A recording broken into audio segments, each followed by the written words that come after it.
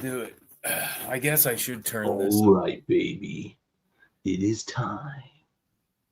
I'm going to hit the countdown.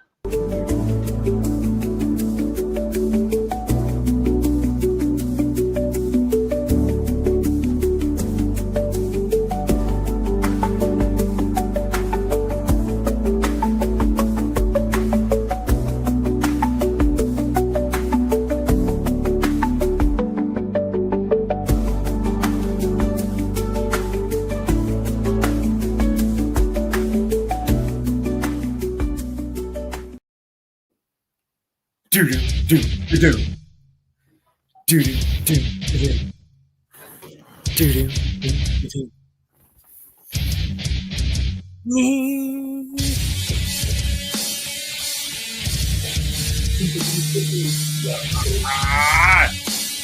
You can see Michael. Yes. You can see Reggie. You can see bastards. I like her new setup, dude. You gotta tell you.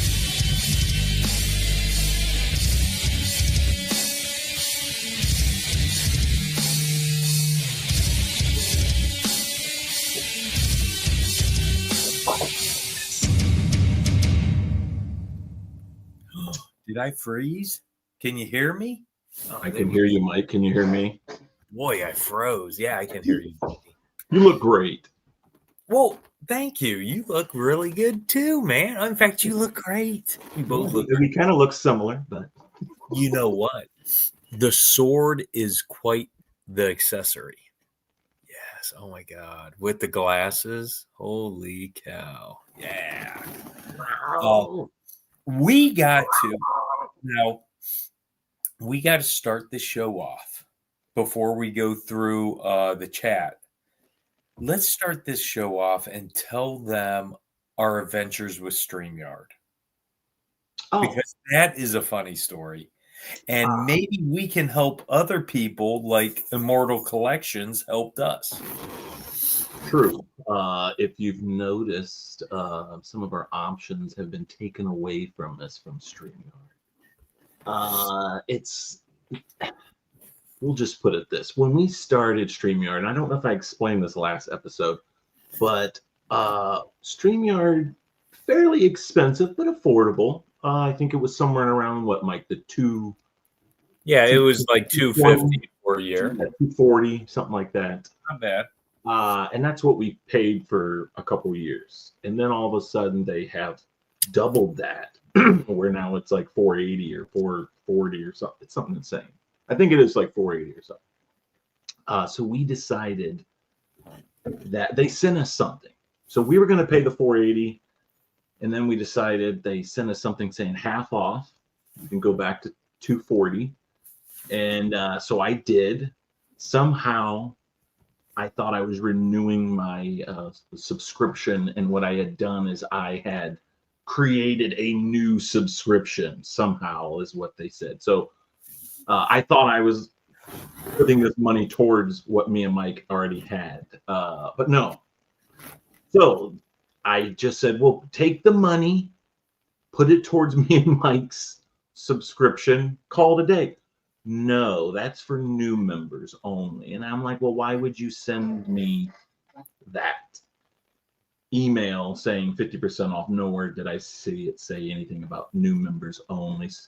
Now, StreamYard, it's very weird. They have no chat helpline. There's no nothing. So when you go to StreamYard, you have to, if you want to talk to somebody, you have to file a form, fill out a form. And it's like talking to AI. And if you're not very specific about what you want, it's going to give you very basic answers repeatedly. And you just do not get the answer that you're looking for. So I just kept filling out forms. Eventually got to a point where I'm like, just give me my money back. And so they eventually gave me my money back. So it was an ordeal, though. It was a very big deal. Then me and Mike, I always say, hey, StreamYard always has a Black Friday sale. They always do. So I said, we're real close to Black Friday. Let's just do a monthly plan for a few months, and then we'll get on that plan again because they'll have it 50% off. We'll have it cheap. So when I go to sign up for it, it says, "Hey, your subscription has expired. Sign back up." And I said, "Well, I don't want a full year." So I clicked on monthly, and it said, "Okay, well, click on monthly, put in your credit card information for monthly service." And I put in all my monthly information. And right when I typed in the last 3 digits of your credit card or on the back or the zip code or whatever it was, and I was on my laptop, so I had to use the mouse to scroll down. By the time it took me to scroll down to hit continue, they had already ran my card for a full year for $480. I get a message. And what's funny is I don't have a whole lot of money on my credit card, so the limit's not high. And I had just put the Dragon on there. So the Dragon's on there. And then I put that on there and some other stuff. So it sent me over the limit on my credit card. So it's saying, "Hey, you're over your limit on your card." And we approved it. I'm like, "You son of a bitches. Why would you approve something that I didn't want?" I'm like, "The one time I needed you to cancel this, they didn't." So and then it took forever to get that money back. So yes, it was an ordeal. So our good friends who sponsor us, Immortal Collections. Yes. I'm telling them this story, and he says, "What do you mean you pay? Ours is free." And I said, "What do you mean free?" He said, "It's free." And I said, I didn't know that StreamYard was free. So I went into StreamYard to see what their free service was, and he was right. He was right. Carlo, you were right. So now we're on free service. So right now we're on free service. The only thing we lost is we can't have 1080p. Who cares? Where I read some people's phones don't even bring, so even though we have 1080p, some people's phones may not, or computers may not have 1080p, so you're watching it in 720 anyway. So that was one of the things. We can't have Legion's Lair up in the corner there. Instead, we have their duck, which is fun. You can put your duck up there, quack. And we can only have maybe 6 people on? We can still have, I think, 6 or 7 people on. No more intro videos, so we'll figure something out. There's pay for this thing. I'm good with that. And so if anyone's looking to use StreamYard and you don't want to pay, me and Mike, this is our 2nd episode now. We've not used it, and I think it's fine. Well, go ahead, Mike. When all this went down was on the day that Carlo. Yes, and that is kind of why from Badass Reviews, and we had to cancel. Yeah, because technically our service was up, and I didn't want to even give them any more money until I got credited or knew I was going to be credited. Which after over a week, I was like thinking, wow, you guys are so quick to give me my money, but there's no one to talk to, so it's almost like just one day it's like, here's your money back.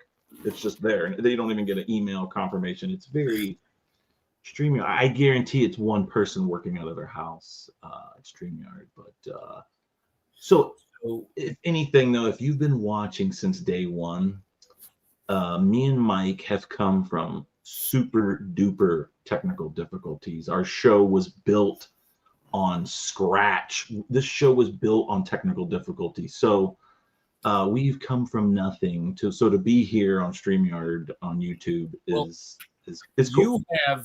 You have become the technical. You have become the technical part of the show. Okay, so I wasn't able to help you at all, other than say, tell me how much you need, because I don't know anything about this crap. this technical stuff. So you did a good job, buddy. I'm going to reach out to the Badass Reviews and see if we can't get him in our Legions Con preview slot to get him back on. Yes. So Carlo, we missed you. I saw Carlo was actually on Legion's Lounge last night with the other good people from the Realm, the vampire line that they're doing, which you should check out. But if you're wondering where our guest is, he is an amazing father who had to pick up his child from school. He is living in California. So we're in Ohio. We're on the East Coast. So that's 3 hours difference. Sometimes I forget about things like that. I know when David Williams was on, I think he was 3 hours back in Arizona.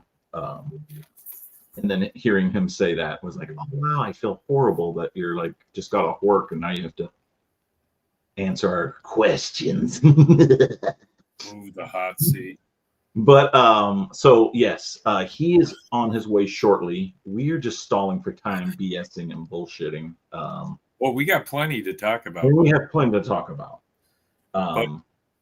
Do you want to take a look and see who's in the chat? I can scroll back up here to the top. Let's see who was number one. Booyah, it was Brian Carr, number one this week. The Carr. Sunset Hardness. Hey, you know what? What's funny about his name is that's how a tribute figure to a car would be spelled in Mythos. 2 R's. It probably would. Or a figure.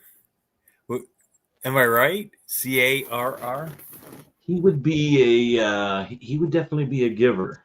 He'd be Broder he would be like the Robin Hood, you know. He'd be over there like beating people up and giving them out the stuff like, look, I took a dragon from the evil demons and I gave it out to all the nice people.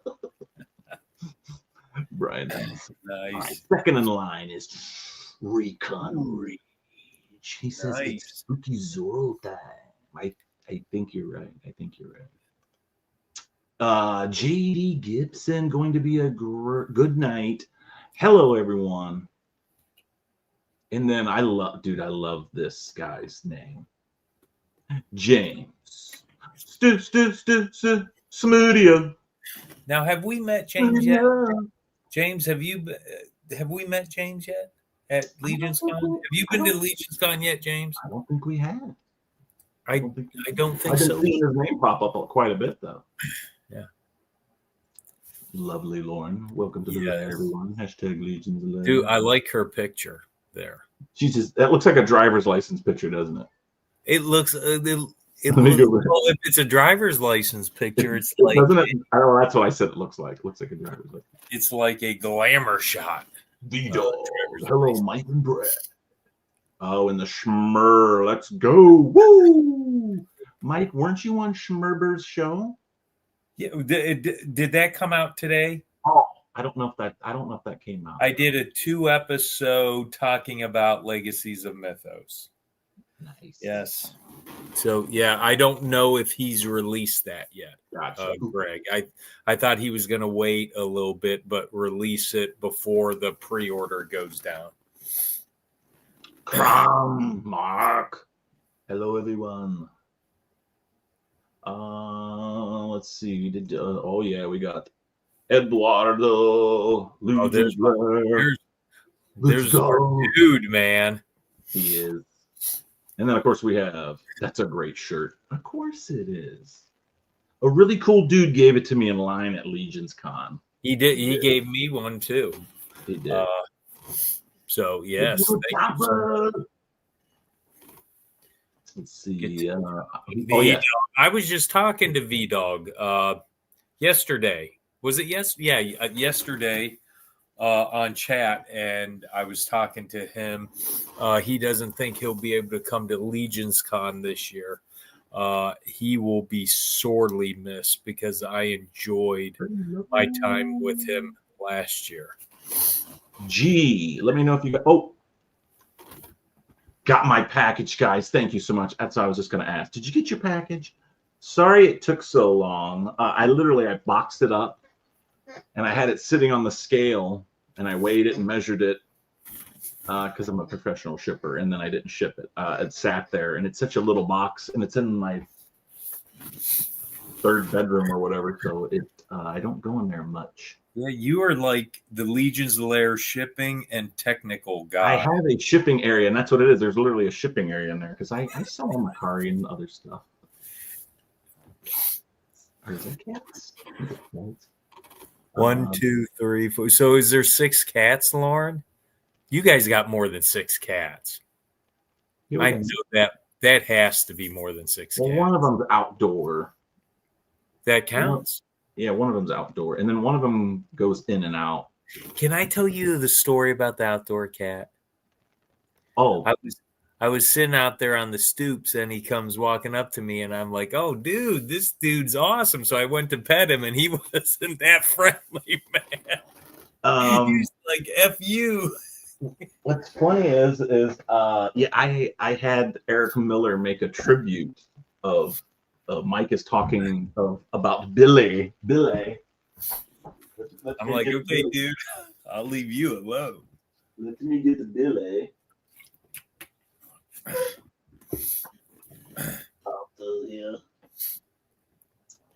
So Mike's talking about my outdoor cat who lives in the garage. I sent this cat head to Eric Miller, and I sent him a picture of my cat. He's a black cat, but he has this like brown dinge to him. So that's him. Now, I will tell you, he was chill as all get out, man. He come up and just like lean against me on the steps and all that. So I'm thinking, hey, man.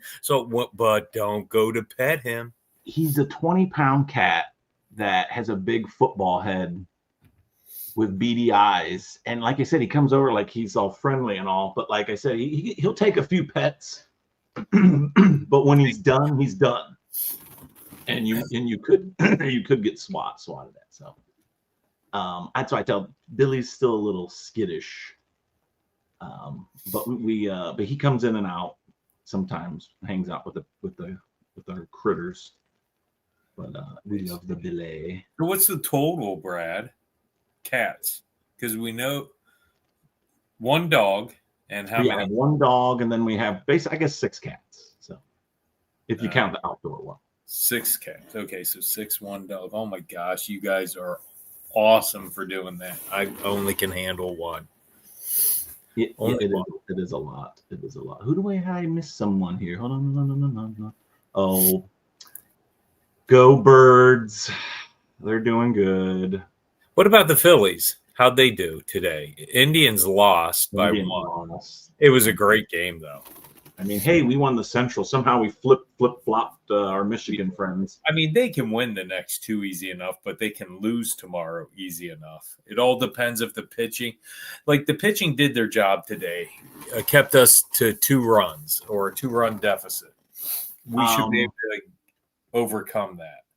We were actually talking to Jeff. See, that's who I need to be talking to, Jeff, because there's no point in paying for StreamYard. Yes, talk to Jeff, because now he doesn't need. He can get it's free StreamYard. So Jeff, reach out to Brad. He will give you all the information on this. James says he's never been. You need to get there. Curtis, hello. I just talked to Curtis today. Curtis was wanting some Legion's Lair. And his boots with the fur. Hello, fellas. Can't wait to see you guys. Dusty. I got to tell you, my man, you're going to win. Oh, I'm not going to be there, though, to witness. So you're going to have to. You're going to win. You're going to have to videotape this. Brad, are you going to videotape it? I mean, I can. Okay. Because last year when I went up to the My Wife's Gonna Kill Me, it was so loaded with people that I gave Nate Barch my seat and I got the heck out of there. I don't like that many people around me. So I'm going to skip. My wife's going to kill me this Here, year. Mike, I thought you were. I told the story. I thought you were downstairs saving people. I look over and I'm like, Mike's gone. He's getting CPR to somebody, and I'm like, oh help! I get down there. Nobody needed anything. No Dude, emergency. last year was insane. I could not believe the amount of people they shoved in that room. There was. Here, I'll get through some of the people here, and then I will tell everyone my amazing story today on Marketplace. Brad's amazing story of Marketplace. So today I was selling a whole collection of 25th anniversary GI Joes. Okay, and if you're not familiar with these are 3 3/4. In fact, I have one right here. Look, here is a 25th anniversary shipwreck. So it's literally just a more detailed figure of your vintage. I had 80 of these figures. I looked every single figure up. Dozens go for 10, dozens go for 15, dozens go for 20, 25, 30, 40. There was few that were 50. I think I even got one in there that's like almost 100. So One's worth $100. Just one, yeah. So they were all over the board, and I said, I don't know. So I looked up. I just said, well, what if I sold them for $1,000? That came down to like $13 a piece. And I figured that's fair, meaning how some are 30, some are 10, some are 50, and one's 100. So I said $1,000. Some guy messages me, says, I think this is a very fair deal. I want to buy this. Do you have any other vintage GI Joes? And I go, I do. I have like half a dozen vintage carded Joes here. I added it up. It was like, I don't know, almost $700. And he says, well, what do you want for everything if I bought everything? And I'm like, you know what? I'm just going to give you a deal. I need $1,400. He says, I think that's a pretty fair deal. And I'm thinking, yeah, because you're getting like $2,000 worth of stuff for $1,400, So he goes, can you meet me in Brunswick? First it was Medina. I told him I was going to Medina. And I was going to Medina.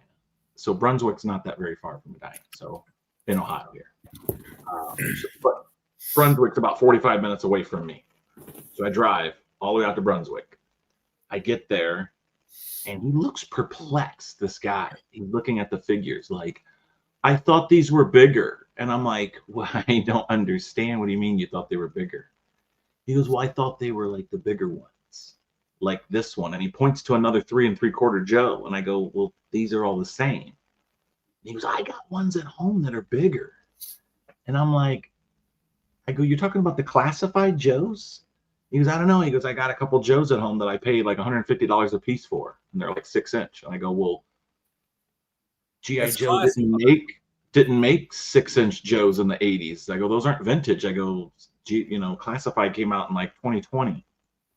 2021 or something. I'm like, it's only been out for like 5 years, and maybe that first GI Joe, the 00, the Snake Eyes one came in a real nice box. I go, I could see that going for $150. So if you have that one, yeah, but so overall, he didn't want those, and then he didn't end up buying anything. So I pretty much drove 45 minutes all the way out there for nothing. Oh my God. And he's like, sorry, I wasted your time. I just wanted to throat punch him so bad right there in the Ford dealership off 303. What, did he think you were going to give him 100?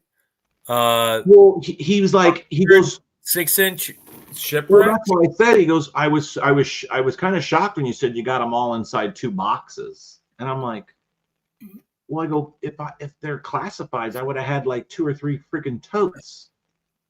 I mean, I go, they're like, I go, some were big. I go, I don't know. So he was definitely a confused man.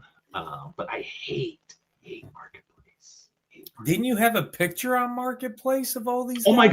God, yes. Oh my God, he had all the pictures, and I sent him extra pictures. So There's like, no way you would think those are classifieds. dude, the guy. Oh my God. And I told him, I said, classified comes in some of these like carded figures. Usually they're in boxes, but I go, classified does have those retro ones that come in those like big thick carded ones. I go, but they only come out with like a couple at a time, 3 at a time. I'm like, wow. I showed him a picture of my collection, and he was like talking about he wanted to buy my whole G.I. Joe collection. He thought that these were all carded figures in my thing, and I said, no, they're not. I go, I don't even know how they're loose. You can see they're loose. I go, I don't know what the. No. I sent him a picture of my flag. I don't know how he thought. I don't know. I was so irritated. I had 45 minutes to drive back home. Like, I hate the world. Oh my God, I've had those moments. Well, you're thinking, oh, hey, I'm about to, make $1,400. Hook somebody up. Yeah. I felt comfortable. I thought I was hooking somebody up, but I guess he wasn't.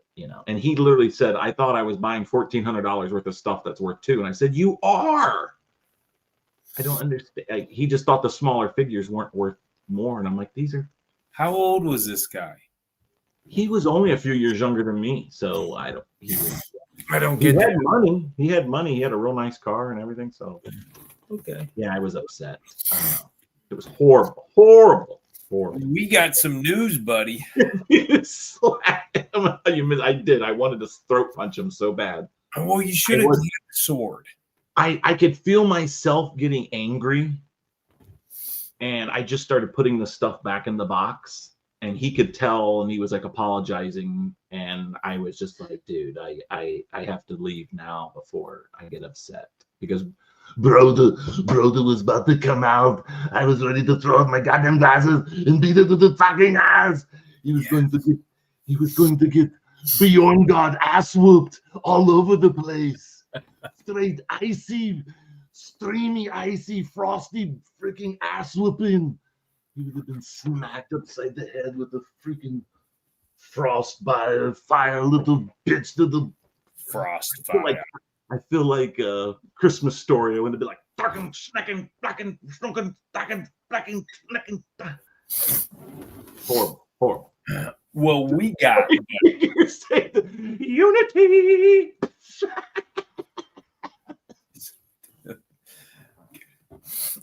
hey, Chris.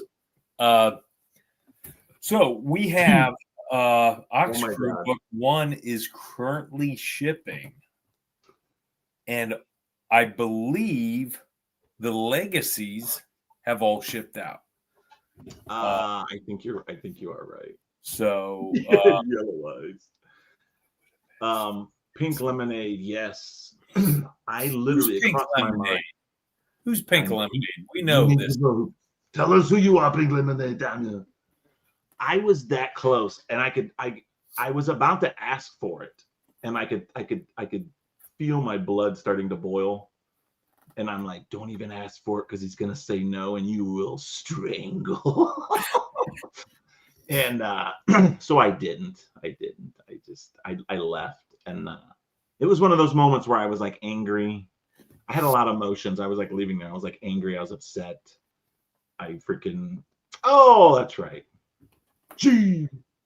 Cookie. Who's Pink Lemonade? That's G's wife. Oh, okay. Lady G. Nice. So the Legacies figures, they are on pre-order though right now, and they are freaking amazing. So the pre-order goes down on the 5th. I guess I can show it for a second, right? Those Legacy, that's my line, dude. They're so good. So you're liking it, eh? Oh yeah. Oh, yeah. And we have Scaphoid and Sir Valagar coming to Legion's Con. So I'll get a couple of those each. It looks like those were at New Jersey Con for display. It looked like people got some Nice.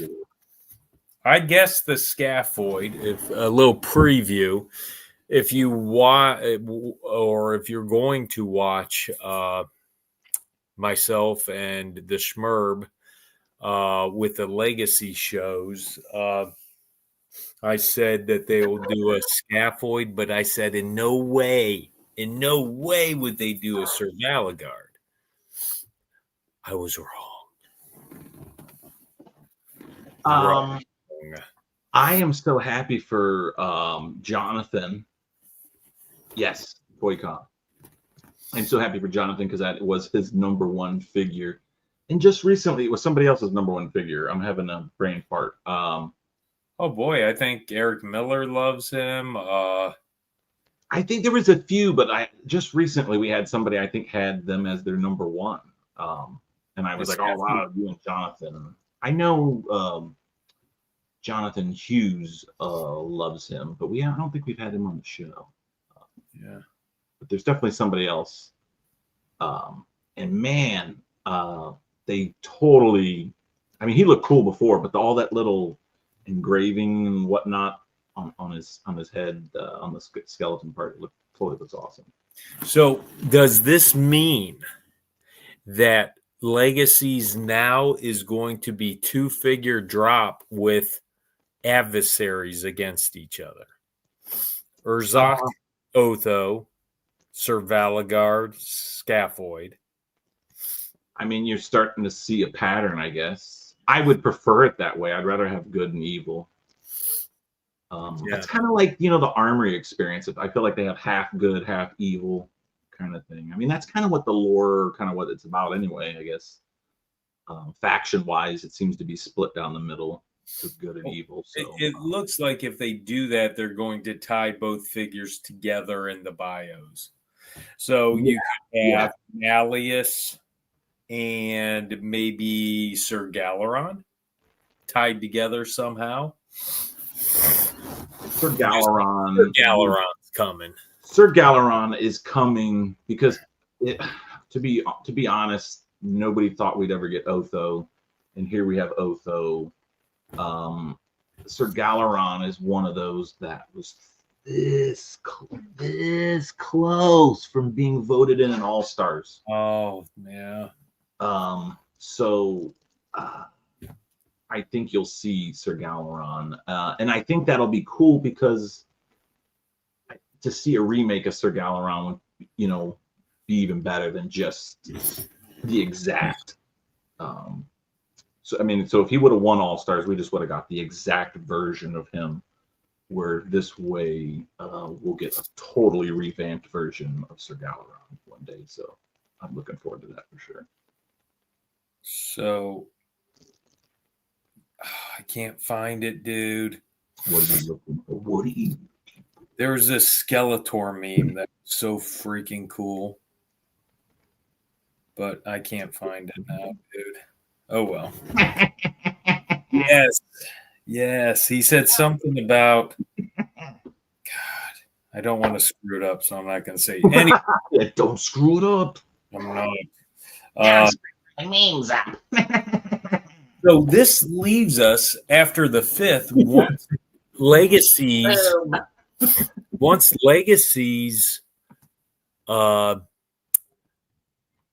is the pre-order is done. This leaves us with the graveyard. What are we gonna get in the graveyard, guys? We got the graveyard skeletons, the 4-pack last year. What are we gonna get this year? Or what do you hope to see? Everybody's hitting us up in the comments. Now, I'll ask you this, Mike. Is the graveyard, is this considered a new line? Or is this something that you assume they're going to do every year? Yeah, it's not part of Mythic Legions. It's not part of Cosmic. So it's just the graveyard. So if you remember, the graveyard skeletons were not under the title of Mythic Legions. Well, can you go back to what Art by Curtis, said, Curtis? he said Carpathia and That Thistlefoot. actually is cool. I did not pick either one of those two to get done, but that would be cool. Carpathius and Thistlefoot. Those are opposing factions. Yes, that's good, Curtis. I like that. I heard Eric Treadway mention this at Legions Con that he wanted to redo Asterion. Yes, Asterion's going to be. So I could totally see Legacies definitely bringing back a new revamped version of the Minotaur, which would be sick. I would love to see us for you, my friend. I would love to see Asterion on a brute scale body. That was okay. That's what I was about to say. If maybe make him bigger, and we may see that again with what we say before with titty pauldrons. Titty pauldrons. Aerithir. Because he's a Minotaur, that means he might have milk. You think you can milk me? Where's the beef? Oh, yes. Okay, on my way. Nice. So what do you think for Graveyard, Brad? I don't know, but the parts they have out. Zombie. Zombies would be cool. Dusty, you are smart. Actually, that would make sense. They have all the parts for the zombies. What if they gave us more burnt skeletons for the dragon? Oh, I don't think they'll do skeletons I again. know. But I would love it. Give it to them. Whatever they do, I want titty pauldrons. Oh my god. Brute scale Asterion and Torian. Yes. And I think we'll see that. And like we said, Aerithir, I could see him getting bigger too. He should Brute scale Asterion and Torion, each with a titty pauldron, different colors, and they meld together like the Power Sword did back in the old Motu. So when we get them all together, it'll be like kind of like a. Well, when you put both the titty pauldrons on, you have access to the Castle of Four Sides, like Castle Grayskull. it'll be like coming up with lore right here. It'll be like Voltron, but with titty pauldrons. Yeah, I'm partial to titty pauldrons. So I think it will be something that belongs in a graveyard. That's my guess. Well, I mean, I don't know. Do you think it could be graveyard skeletons in a different color? I don't think they'll do skeletons again. I really think they're. But he's probably right with zombies. The big dust, the little legions. By the way, Dusty, I need my little Legions coloring book, so I'll be coming by to get that. And Curtis, I need my paintbrushes, so I'll be coming by your booth too. Yeah, I think zombies might be right on. I'm so proud of Curtis, though. I just so happened to turn on, and I watched Curtis painting toes. And then I watched Elijah from Captain Firebird say Toy Lana. I left my head. He did what? He said something about Toe Lana. Oh, Toe Lana. Oh, yeah, to Carver Con, I'm gonna have my sandals on. Yeah, that's what I say. Some of the guys had sandals with on, and no socks. He painted some. And I'm forcing. Get past the fears, man. Curtis to go through the con with me once with my toeless sandals, no socks. I'm forcing him to. I kind of got a vibe that like Curtis could get tormented at Legions Con. I could see. I mean, good thing it's going to be kind of cold, so people probably. I mean, but if it was warm, I could see a lot of people walking by Curtis's table with flip flops, just hammer toes. They go like, "Arr!" Dude, I think Bushati. Can you imagine them toes? OnlyFans wanted my feet on. Right? My feet are probably super soft, baby. They're always encased in a nice white cotton, always in a nice new shoe. I mean, Let's put it this way. Let's put it this way. By the time I get done with Curtis at CarverCon, he's going to be in a pair of sandals, walking around with no socks on. He's going to love it. Love it. I did my graveyard guesses earlier this year. Skeletons and candy colors. See, that's what I'm. Skeletons and candy colors. Candy colors. That's interesting. I could see them like doing an orange one or some other colored ones. Ooh, man, feet are gross. They are. I mean, yeah, they're gross. Not mine. Not mine. Not happening. Woo! I haven't worn my sandals in a long time, so I'm breaking them out for CarverCon. Cool. So our green lights. it's safe to say that they're probably going to do probably zombies or another type of skeleton. It'll be interesting. That's what they would do skeletons, but in scaphoid colors. That would be sick. That would give you a lot of pop and swap options, stuff like that. I'm trying to think what would be like Halloween colors. You could do like purple skeletons and orange skeletons. Well, okay, so here you do green, a red one in Calavius's color.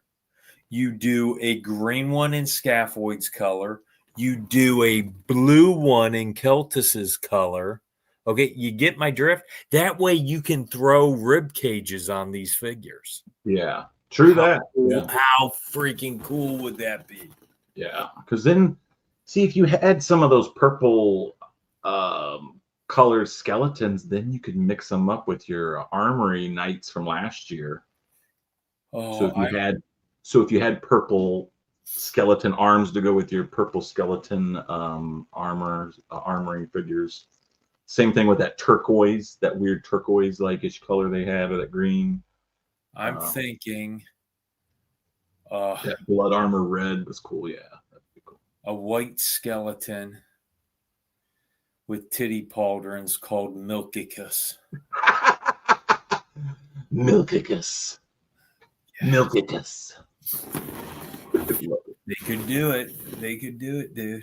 But anyways, in a more serious note, October's starting. After October 5th, we will see the next graveyard, and that pre-order will be up. That just makes sense. And it will be cool to see what it is. They always surprise us. What about all the translucent zombie body parts? We could do a skeleton in translucent. Note to self, don't have legions there on speakerphone in a public setting. Titty pauldrons made some heads turn. Yes, you told them they haven't lived till they had a titty pauldron. All right, Recon, put this shit on freaking speaker right now. Titties, titties, titties, titties, titties.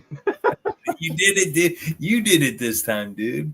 My window's wide open. My neighbors are probably walking their dogs like, who the hell is Brad talking to? You know what? You probably just did them a favor because they're probably walking down the street. They probably haven't got jiggy with it in a month or so. And right now they're probably like, oh my God, come on, baby. We're in the mood. You probably just saved a marriage. They're seeing me slang shit around. Daddies, daddies. Oh man. The Ghosts of Caramar set. Well, that's the Scaphoid set. Yep. Well, Jeremy was the dude. Jonathan might not be that far off, because Jeremy is the kind of the premise behind the ghosts or the graveyard. He came up with the idea for the cartoon skeletons. Why not? I mean, that's interesting. That's very interesting, Jonathan. I think you might have something there, buddy. Yes, orange, black, and purple skeletons. Or colors we don't have. Dracula or Creature from the Black Lagoon. Oh gosh, wouldn't that be freaking amazing? Yeah, well, who says they can't have newly tooled stuff? We have 3 people at GameStop laughing their ass off right now. Yes. What are you getting at GameStop, huh? What do you get? RoboCop, huh? That's what you're getting, huh? PS5. Is RoboCop at GameStop? Nice. Actually, I heard it's a pretty sick ass game. I want to play it. So, Legion's Con, buddy. Yes. What are you going to? I'm going to be like 4 months away from retirement at Legion's Con, so I think I'm going to stay up later. Stay up later, Mike. Yeah, I like the way you think. Plus, I gotta get in line sometimes because I there's so much. Well, we don't have a table, so we don't necessarily have to be responsible. I need to get in line for that exclusive type figure. You remember that we don't know that they're dropping, that they drop True. Year. I'm seeing something in the comments that glow in the dark graveyard zombies. I even think glow in the dark skeletons would be kick ass. It would be interesting.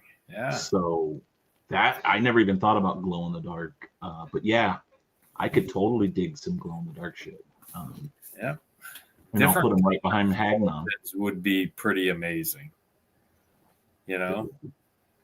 I love the green. I love the green too. Yes. So yeah, Johnny. That's interesting. Then after that, we are getting, of course, we will have G-Con, which will be at Legion's Con. Then you're going to have the final figure Obscura. That should round out the year. No cosmic release this year, primarily because they want us to get the first 2 waves of Ox Crew in hand before they solicit the 3rd wave of Ox Crew, which makes sense from a business standpoint. Now, Ox Crew. We can talk a little bit about Ox Crew. My favorite figure in Ox Crew by far is the Thraxian Scout.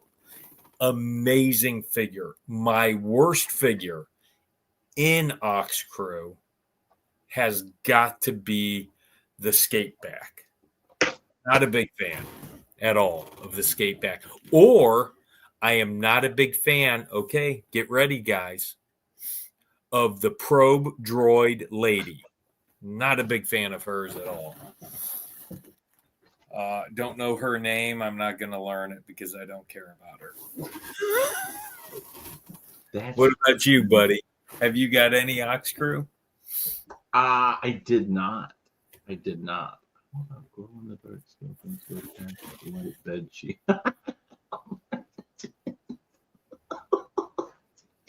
love G. Oh my god, what other figures are bed sheets? Ruben, I love it. Barbarian cow with udders. Yeah. I like it. Hey, you know what? Oh, real quick. I never thought about this. What? We don't have any female minotaurs. We don't. We don't have female of a lot of races. I know, Mike, you're not hip on the female, but I do love the 1.0 females. Now, wouldn't you think a female Minotaur would be a 1.0 body? I would assume it would be. Yeah, a little bit smaller than the male. I could dig that. I would. But I would want to see, hold on. Instead of boobies, I want to see udder. Oh, that's what I'm talking about. Yeah, dude. They can do that. Good. All right. Someone has entered into the studio. Nice. Everyone has waited patiently for the man of the hour. Oh my God. Minotaur titties! Yes. Ladies and gentlemen, please welcome our guest, the one and only El Spooky Zorro, Rob Zamora. Nice. Can you guys hear me okay? Because Yeah. I just took out my AirPods and I don't know if it's hooked up and if it's running. Or I not. can. Yeah, perfect. Yeah. Okay. Yeah. So, really quick, I'm here, but I'm gonna just step away for 1 second. I'll be right back. Do what you okay? need to do. Do what you One- need to do. I'll be right back. Okay. Gotcha. So, dude, I'm so excited about this. I did kind of warn people that he was coming late, but we stalled for as long as we could. Now it's time to get the party started. We're going to get the party started, buddy. Oh my God, no female minotaurs? That's bull. That is some bull. Oh, by the way, we have Curb on next week, correct? Kirby on next week. I'm almost positive. Let's yes, we got Kirby Smith, the goblin himself, We do. on next week. That's Do you know, hey Curb? Do you know what Scapular's second favorite thing to hunt is? First, it's snitchel snatches, Okay. thorns, and second, it's goblins. So when I write a story, I think it's going to be one centered around where Scapular hunts down Hollow and just destroys them all.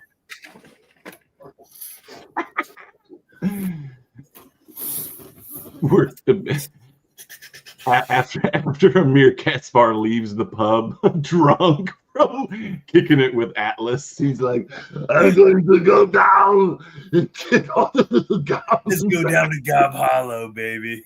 Go down to Gob Hollow, baby. Where's And wipe out everyone. Everyone. no Curb? You know, shout out to Curb. And now we're going to be serious here. Shout out to Curb for the configurator on the Armory experience. Once again, he did a fantastic job. What the hell is it?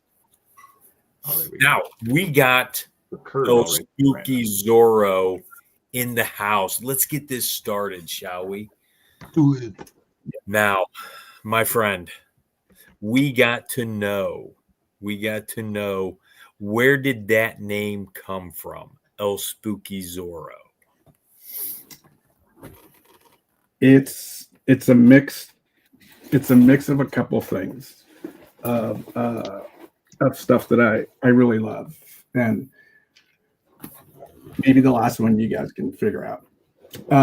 But it's a mix between fox, because I love the animal fox. My family is like really big into foxes.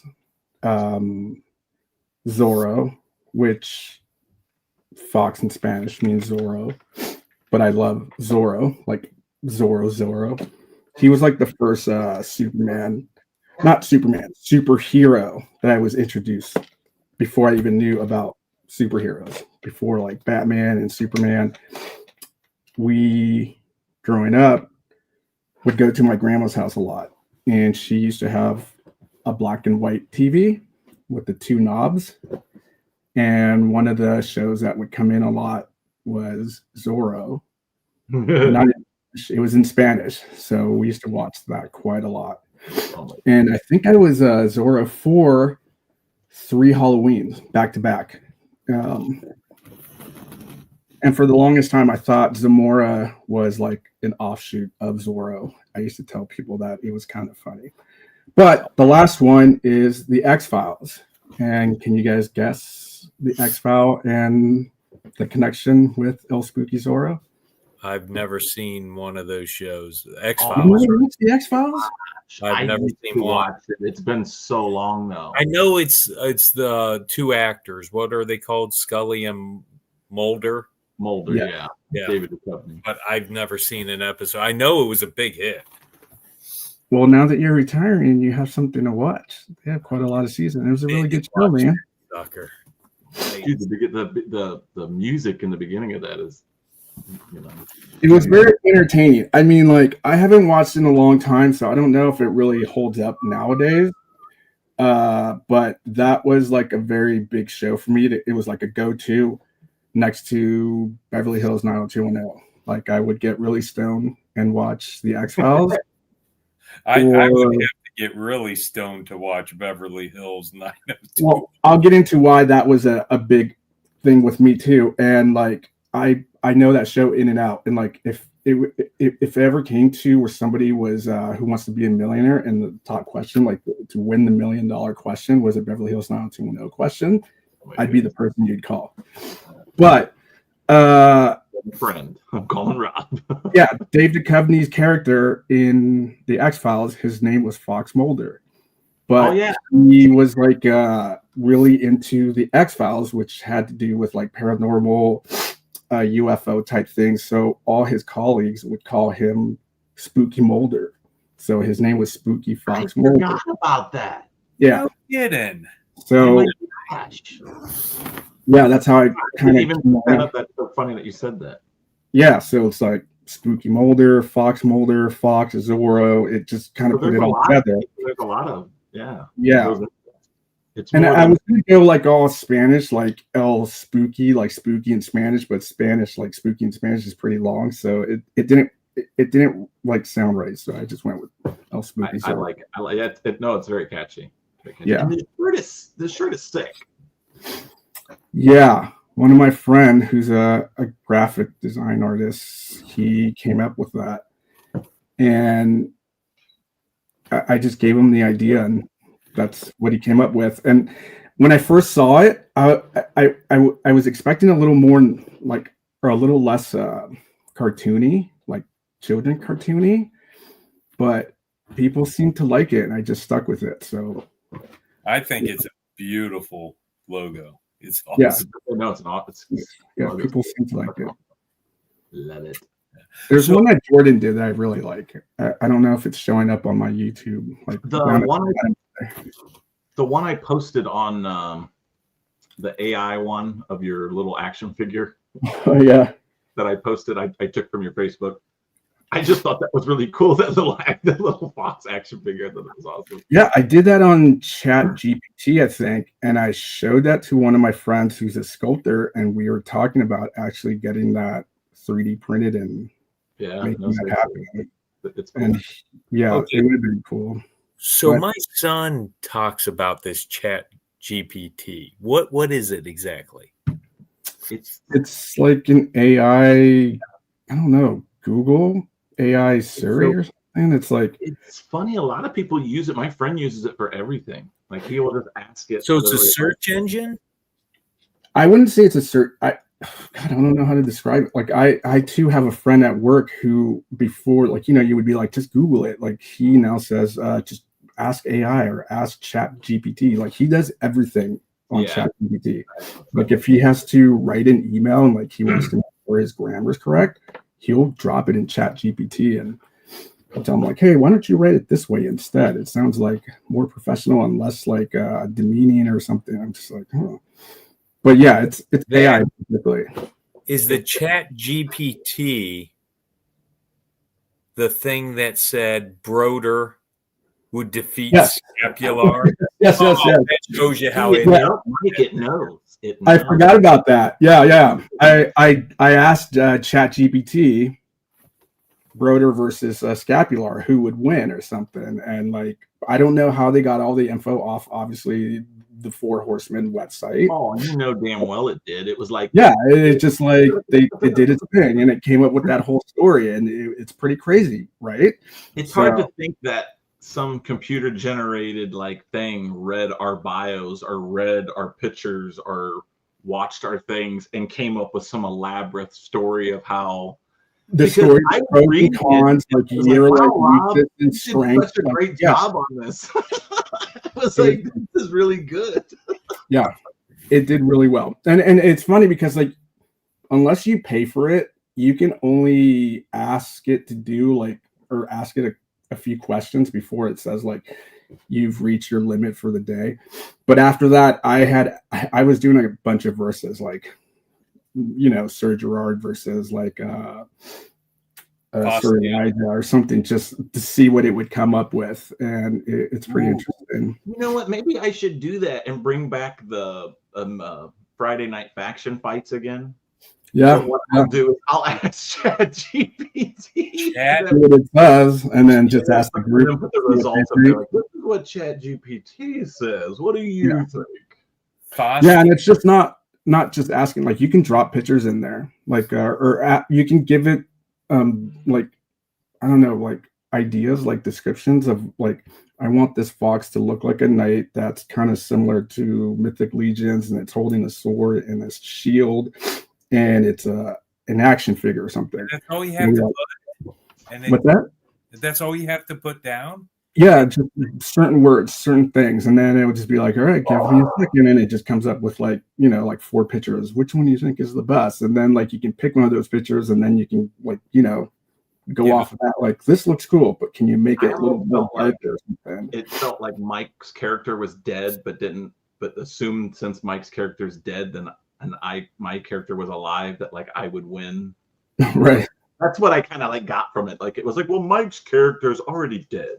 Yeah. So Broder would win because he's dead already. And it was kind of like, but it was cool. Like I mean, I like obviously I cheated that, but like I kind of got the gist of like yeah. Said that.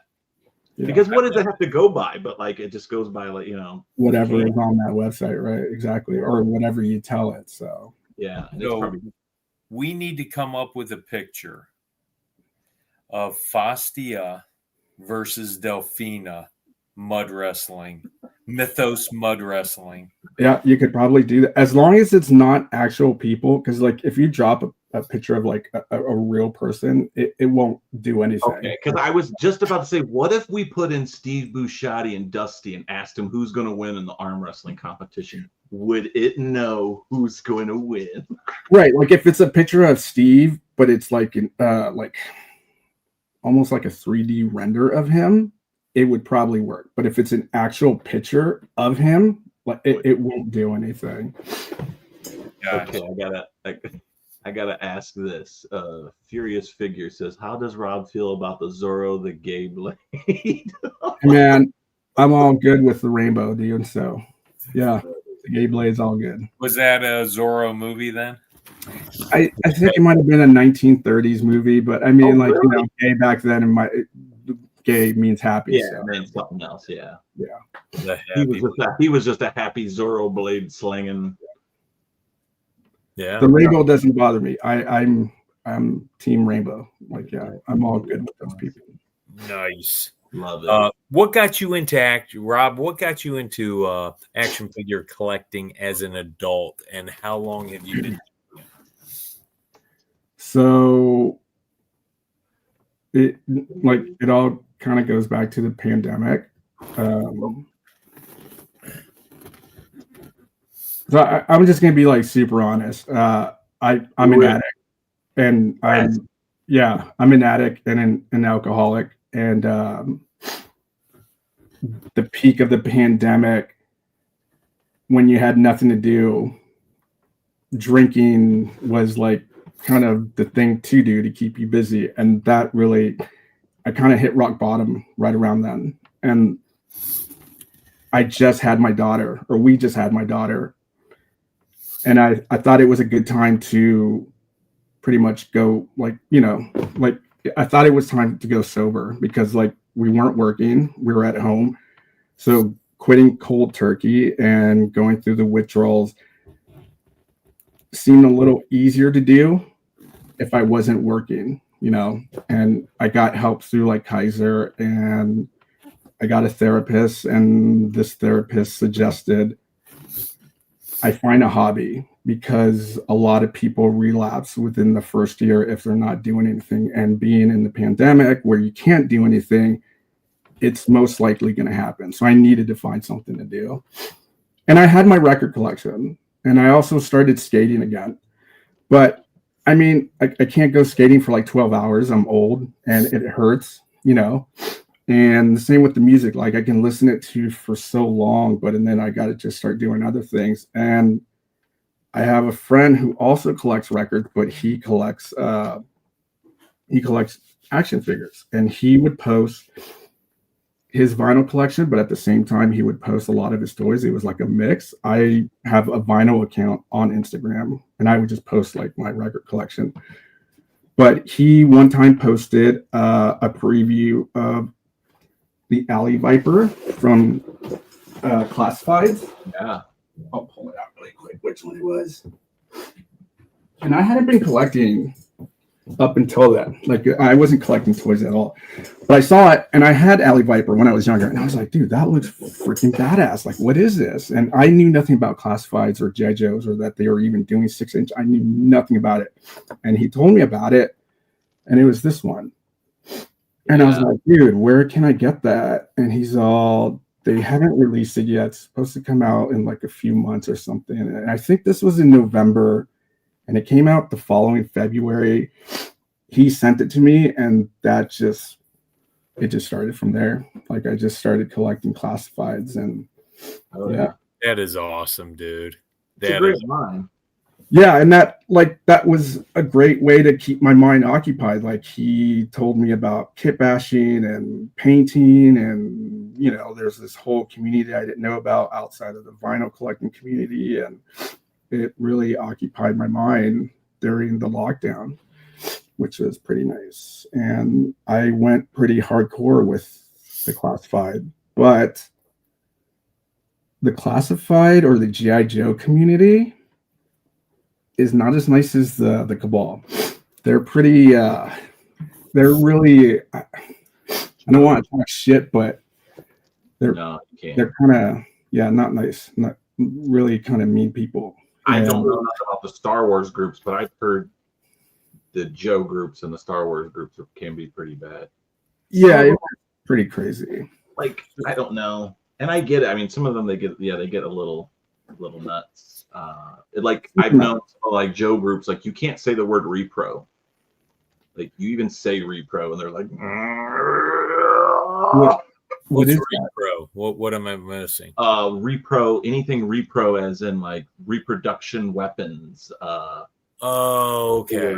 You know, little pieces that broke, or kids ate or threw away, or got sucked up in the vacuum cleaner as kids, that are worth a lot of money. So now. they wanted authentic everything. They don't embrace the customizing. No, they look at it as, if you bought repro, you're a piece of shit. If you have it on any of your stuff, you're enabling the repro community. Oh wow. They get real deep into it, where, like, I looked at it as, I have Keel Hall's real gun, but then I also have a couple Keel Halls that have repro guns, because I didn't want to spend $100 for this little teeny gun when I can bought two for $10. And they look so, and that's what scares the people, because they look so close. Like, literally, when I put them up against one another, I'm like, that's like, you really have to know what you're looking at to, like, know. Unless you, I guess, supposedly the real one floats, I guess, or So sinks. I can't remember which one it is. It's one or the other. was it this sense of community? You know, their community turned you off. Is that what got you into Four Horsemen studio product then? No. I'm trying to think. Four Horsemen didn't come long after that. I was in the beginning of when Bobby Vala was doing his Valaverse thing. And Okay.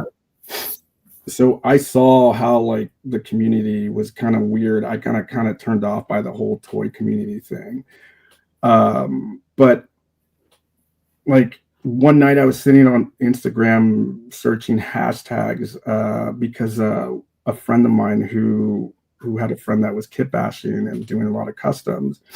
I was trying to find, like, there wasn't many ninja action figures. Like there's obviously Storm Shadow, but I wanted to see like if there was other things that I didn't know about. And that's when I got introduced to like third-party companies. And I just started typing in weird hashtags like Ninja, Fox, anything that would come up, and see if any, like there was a toy company out there. I found out about V Toys. They had that one Ninja. I don't know if you guys remember that Ninja that they came out with. But I stumbled on, I'll show you really quick. Big time, Curtis. There's a few guys in my Joe group that like paint serious foreign customs. This guy. This was made by V Toys. Okay. And I was clicking on their hashtags. This hadn't come out yet, but they had it up and they had a bunch of hashtags. And I was clicking on like Ninja. It went from Ninja to Fox to Kitsune. And that led me to Jeremy Gerard. Yeah. Kitsune. And he had the Kitsune, the little Kitsune Fox thing. And then I thought it was pretty cool. I still don't know about Four Horsemen, but I reached out to him like, hey, dude, this is pretty cool. Like, is this something you make or something? Like, can I pay you? Like, what do I need to do? Like, if I buy, like, can I buy the parts and can I send it to you and have you paint it up? And I didn't hear from him for like maybe, I don't know, like a few weeks or something. In that few weeks, I had a friend who came over to hang out because my daughter and his daughter went to the same preschool. So they would have play dates on the weekends. And we started to get to know each other. And he came over for the first time to my house and he saw my collection. He's like, oh, you're into toys. And I'm like, yeah, kind of. I just started it. And he's looking at it and he's like, so you're really into G.I. Joes? And I'm like, yeah. And he's taking them out of my case and he's like, yeah, these are pretty cool. He's looking at them. He's like, plastic's pretty cheap. Scope's all right. Paint app is pretty shitty. He's like really fucking like dissecting it. I'm like, wow, dude, there's like, he really knows his toys. Are like, well, do you collect? And he's all, yeah, kind of. And I'm all, oh, cool. What do you collect? And he's like, I kind of collect these things called Sufobis. Those vinyl plastic Japanese like statues or something. Yeah, it talks about those. Yeah, and but then he tells me he works for a toy company. He doesn't name drop. He just tells me that he works for a toy company. I'm like, oh, that's fucking cool. What do you do? And he's, I'm a sculptor. And I'm like, that's pretty badass, dude. He's all, yeah, dude, you should check out my friend's toy company. It's out in the East Coast. And I'm like, oh, okay, what is it? And he's like, I'm not sure what it is, but it's very Conan, He-Man-ish, like high fantasy. And I'm like, yeah, I'll check it out one of these days. I don't check it out. And then all of a sudden, Jeremy gets back to me and he's like, yeah, I make these. How do you want to do this? I'm like, I don't know. Tell me what I need to do. He's all, well, like the body that's on this Fox comes from this. And he basically gives me the recipe. Later that night, I start Googling everything he tells me. And I go looking for the body, which is like one of the Goblin Legion builders that I bought off of the website. That came in. And then he tells me about the head sculpt that's from the Legion shop, like his Legion shop, which I didn't know that he ran, him and I forget who the other guy is. Joe, right. I didn't know that they were like friends or that he ran. I thought he just bought it from them. So I'm like, I text him back or I DM him like, hey, I got the body. I can send you the body, but should I wait until I get the head sculpt from this one place? And he's all, where are you getting the head sculpt from? I'm like, it's something called the Legion shop. And he's like, oh, no, don't worry about that. I'll get the head for you. And I'm like, okay, so I'll just pay you when you get it or something. Still not putting two and two together. He's like, just send me the body. I'm like, all right, cool. I get the box. I open it up just to make sure that that's what is inside the box. I don't even open it. I just repackage it back up and send it out to him. And 2 weeks go by and he DMs me back and he's like, hey, I'm done with it. I was like, oh, that was pretty quick. Tells me the price and he's all, give me your address. I'll send it out to you. I'm like, okay, cool. He sends it out to me. I get it back. And that's what this box was. And this was technically my first Mythic Legion. Oh wow. Yeah, That man. was pretty cool. So I'm like looking at it, right? And then all of a sudden, but I start looking at the box that it comes in. So I'm looking at it. I'm like just kind of looking around. I'm reading all the stuff on the back. And I'm looking, I'm like, 4 Horsemen. And then I start thinking, wait a second. That's that company that my friend Aaron was talking about that his friend in the East Coast works for. And so I DM him. I'm like, hey, Aaron, what was that company you're talking about? He goes, it's like 4 something, like the 4 Horsemen of the Apocalypse or something. And I'm like, 4 Horsemen Studio? And he's like, yeah. I'm like, who's your friend? He's it's George. Like he works over there. I don't know what he does. He's like a project manager or something. I'm like, George, and he's all like, I don't know, George Gaspar, like you'll see him. And I'm like, okay, cool. And then I find out about the 4 Horsemen. I guess start doing like a deep dive. I start going down a rabbit hole. And then I get on the website and then I start seeing like everybody, like there's George. And I'm like, wait a second, that's fucking Jeremy. Like, holy shit, dude. I didn't know that he worked for 4 Horsemen. I thought he was just a customizer that was a fan. And then I started thinking like, holy shit, dude. I was just bugging the guy that works for them, thinking that he was just some random guy or something like that, not even realizing that he is like one of the big dogs for 4 Horsemen or something. Yeah. But then I start watching all these YouTube videos, and then that leads me to the Legion's Lounge, which leads me to Dork Lair, which leads me to the 4 o'clock Horseman stuff. And I'm watching George, and I'm like, hey, that's fucking Aaron's friend, and all that stuff has like I just went into like this weird rabbit hole. And I DM'd Jeremy again. I'm like, hey, dude, like, sorry, I didn't know that you worked for 4 Horsemen. Like, I thought you were just a fan. I didn't mean to, like, put you out if I, like, bugged you. And he's like, no, totally, it's fine. If you really like these toys, check out this page on the Facebook called The Cabal. And I'm like, dude, that sucks because I hadn't been on Facebook for years.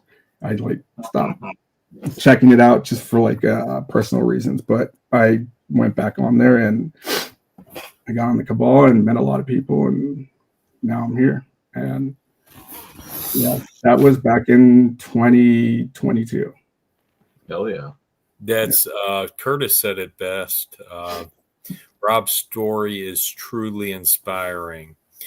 Waiting to be a better person for your kid is awesome. Or waiting. Yeah, you're right. So what an inspiring story, man. That is awesome. Yeah, it was about time. Like I you know what it was like one day, and I like I said, I'm going to be honest with you. I like there's no reason why I should be like hiding any this. Like one day during the pandemic, my wife, she was still working for Starbucks, so like it was one of those things where they were considered essentials, like they still had to go work. But my job, like it wasn't one of those things. Like we had that whole thing where we're off for like a few weeks, and I was just like getting high like crazy. And there's one day where I just got like so ridiculously high that I woke up. I put Frankie in like it's kind of like a little bouncy thing, but she can like turn around and it has like this like little round thing where like there's just like all these things that she could play with, right? I had sat her down. I got on the couch, I loaded up on pills, and I just started watching Netflix, and then I eventually passed out. And this was like probably at 8 o'clock in the morning. And I wake up at like 3 o'clock, and she's still like she's still doing her thing, like wasn't crying or anything, but like that just fucking like I was like, dude, that's it. Like that is so ridiculous, dude, that I just literally passed out while she's fucking doing her thing. Like she could have choked on something and I wouldn't even notice it because I was so fucked up. And that was the end of it. Like that's when I knew I was like, all right, it's time to go sober. Like I thought I was going to be one of those parents that was just going to be like a functioning addict, but it wasn't going to play out that way. So like the next day, I told my wife, I'm like, this is it. Like, I'm done. And she's like, you got Kaiser, you have the insurance, reach out. Like, they have like a great support system for drug recovery. And I was just like, all right. And that was it. You're getting a lot of support from your wife also. That is That's awesome. awesome. Yeah. Yeah. Support's very big. Yeah. And it's been 5 years going on 6, and I haven't looked back, and I don't get the headaches or the hangovers or the withdrawals. It's pretty nice.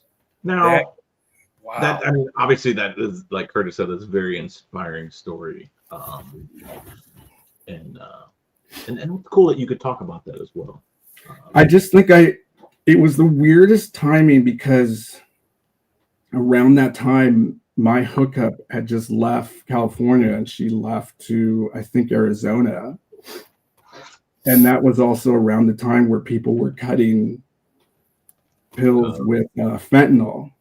Yeah. So like once she left, like we were just trying to find wherever we can. And like I started thinking, like, can you imagine had we just gotten like a bad batch from somebody, we probably wouldn't have been here. It's kind of like a blessing in disguise. Like, no, it is.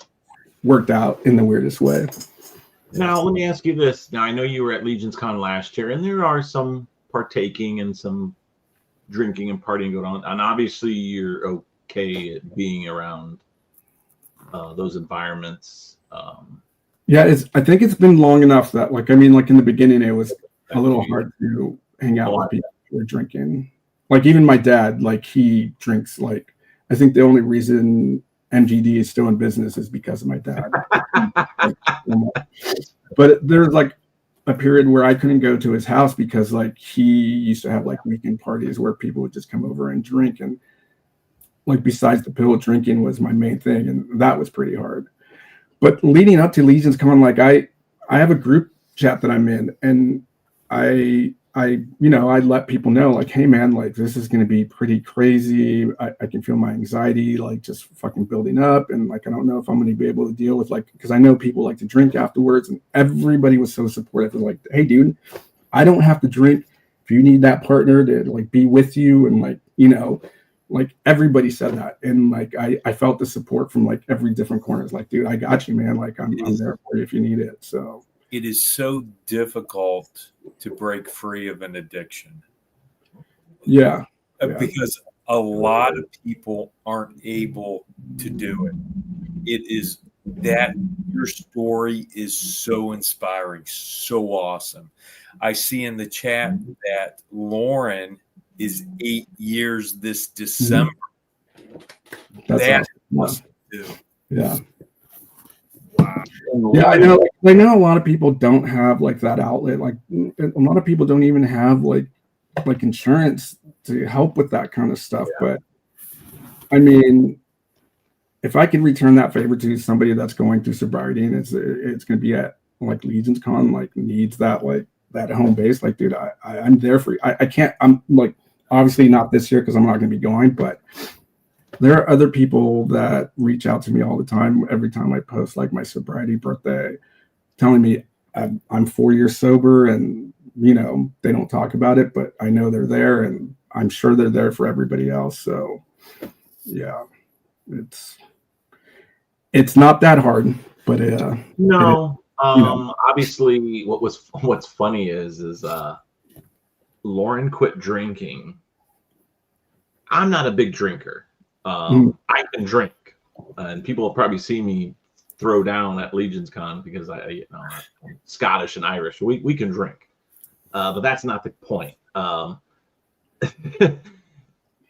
don't drink a lot, and my dad was a devastating alcoholic, so I saw my dad be a devastating alcoholic, and I'm like, I don't want to do that. So I could be around it, and I'm okay.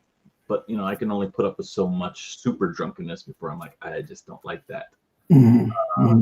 Lauren was a very functional alcoholic where it got scary, where she's drinking bottles of wine, but she's totally functional. You wouldn't even know she's drunk. But that's how my dad is. Yeah, it's a little... Other people, I'm looking at her like, oh my God, she's hammered, but like people like she's functional, so you people don't know that she's, you know, out there. Yeah. But she quit drinking, and I had whatever it was. I quit drinking like a month before her. I hadn't had a drink of alcohol like a prior month to her. And it's always funny because she'd say, "Oh, it's my 1 month of sobriety," and I go, "Oh, so I have 2 months," And I was with her for a while. I think it was up until my 40th birthday party. I think I had with her like 4 years or something, or over 4 years, like 4.5 years of no drinking with her. And then at my 40th birthday party, she had threw a surprise party for me, and people were buying me drinks and setting them in front of me. And I wasn't even going to touch them, but I didn't want to be rude and just throw them away. So I let them come, but then a lot were coming. And I'm like, and I looked over at her, and she's like, "Go ahead, it's your 40th." And I did. So that day I jumped off the bandwagon, but What's funny you say that? Before I would tell people that I went sober, I would go out with a bunch of my friends and my gal friends, and we would have like generous friends that buy rounds of beer or whatever, shots. And I wouldn't tell them like, "No, I'm not drinking." I would just take it and give it to a friend and just like, "Man, here we go." But it's weird when you tell people, like, nobody asks you what your problem is when you're drinking. It's funny when they ask you like, "Do you want a beer? Do you want something?" Like, "No, I'm not drinking," or something. And the question that comes like that follows it. Excuse me. Be like, "Why? What's wrong?" This is like, "What? Like, there's nothing wrong, dude. Like, I'm just not drinking." And you're like, "Well, what happened? Like, do you have to drive? You can stay here." It's just like, Jesus Christ, dude. Like, now I just have to get in this whole thing. It's kind of ridiculous. But yeah, like, I don't know. It doesn't bother me anymore. There's other things that set off like little triggers more than being around people that are drinking. That doesn't bother me at all. Like, and being at Legion's Con, it didn't bother me as much as I thought it would. Like, it didn't bother me at all. And I was, and like, I'm not going to name names, but it's kind of funny because like, I never noticed how like a lot of people when they drink they talk really close to you. Oh, yeah. And yeah, it's just like, oh man. Well, I actually learned this. I didn't realize if you go to Legion's Con, literally, what is it, Mike? The last 2 or 3 years, I've lost my voice at some point. And I kept thinking like, it has to be because of something. And I did obviously I do a lot of talking, but going to bed late and waking up early, lack of sleep, I found out was horrible for losing your voice. But what's funny is if you're downstairs, it's freaking loud. Yeah. Like if you just sit there and like close your eyes and look around, I mean, it is loud. There are so many conversations going on. So many people are on one-on-ones, like you said, and it's almost like you almost have to get close to hear someone because even when you go outside, sometimes it's like it gets loud, but like inside that little ballroom or whatever it is in the lobby, like if you were up on, I think it's the 3rd floor. Me and Mike had the 3rd floor one year. We were look out over into the we lobby. were on the 3rd floor, like right over the lobby. And even with the door closed, it's loud right there. It can be a little loud right there. And it echoes up. And I can remember zooming in on Walter, and I'm like, "There's the ringleader. He's grabbing them all." And I sent it to him. I was like, "He's got everybody fired up." But it's funny because that is cool. Before I left, my therapist told me, just drink your normal drinks. I drink a lot of Waterloos. Yeah. It's like smoking. Like when you quit smoking, a lot of people, it's just like the habit of having something in your hand and kind of putting it into your mouth. That's why a lot of people chew like a red vine or a toothpick. It's just that motion of having to do something. If you saw me at Legion's Con last year in the lobby, I had a Waterloo the whole time because it's just that thing of wanting to drink, drinking something. You're partaking with everybody. You're getting your fluids just like everybody else is. I mean, like, I did not want to socialize just because I don't drink. Like, it'd be the only time that I can. And that's kind of cool. I guarantee you, there's so much conversation going on, especially you being there, people meeting you for the first time. I knew what you looked like, so when you walked by, I think I had a figure for you, or I had something for you. A lot of people did pull me, and it was kind of weird. Like, I remember, like, I looked up to see what you look like, and I was like, okay, so if I see him, I'm gonna know what he looks like. And then you walk by, and I think I said, "Hey, Rob," and you look kind of surprised that I like knew who you were or something. And yeah, because I mean, like, it's you guys. I know. Like, who is that? I'm like, it's Rob Zanora, you know. And it's like, oh, yeah, that was cool. And then of course, you had your little. You were passing out your little ribbon and stickers. Ribbon, yes, the ribbons. Which Jackie, I remember Jackie's like, "Where did you get that one?" And I'm like, "Rob." She had DM'd me and she was like, "Where are you?" And I was like, "Did I do something wrong?" Because the way she had asked me is like I did something wrong, and I was like about to get in trouble or something. I'm like, "I'm on the 3rd floor," and she's like, "Don't move." And I'm like, "Okay, shit." And then she came up, she's like, "I need one of those ribbons." And I was like, "Oh yeah, totally." Yeah, she told me, she's like, "I had to track Rob down. I felt weird about it, but I did." She's like, "Dude, your ribbon was cool because it was, you know, it had like a Halloween vibe to it. You know, it was orange. It was sick." So, well, yeah, so that was cool. I mean, like, I know Jackie from the Cabal, and you know, she's obviously like one of the cool people with the cool hair and everything. So, I felt pretty cool. Yeah, it was nice. Well, now that we're kind of transitioning a little bit into Legions Con, let's go with this question next. What was your Legions Con 2024 experience like, and how excited are you for Legions Con 2025? It was more nerve-wracking than exciting. Like, I mean, you know, I suffer from anxiety, like social anxiety. So, you know, drinking and, you know, taking pills and all that would help with that. But now that I don't do that, I was really nervous to go. But my friend went with me, my coworker, who's also a good friend of mine. Like, I told him about this, and he's like, how about I go with you, you know, to be a buffer? Like, he doesn't collect toys or anything, but I always talk to him about Mythic Legions and stuff, and he sounded really interested, and he came just to be that person. And like I said, the people in the chat that I belong in were also just like, "Dude, don't worry about it, man. Like, you'll be fine." And I got there, and I was pretty nervous. I think it was Thursday night when we got there, and everybody was hanging out in the one like area where they had the dragon inside the display case before everything had been set up. Down hallway, yeah. Yeah, and I saw Greg Schmerber sitting there, and we finally met in person. And then I met the Mythic Enablers, and then I saw who else was there?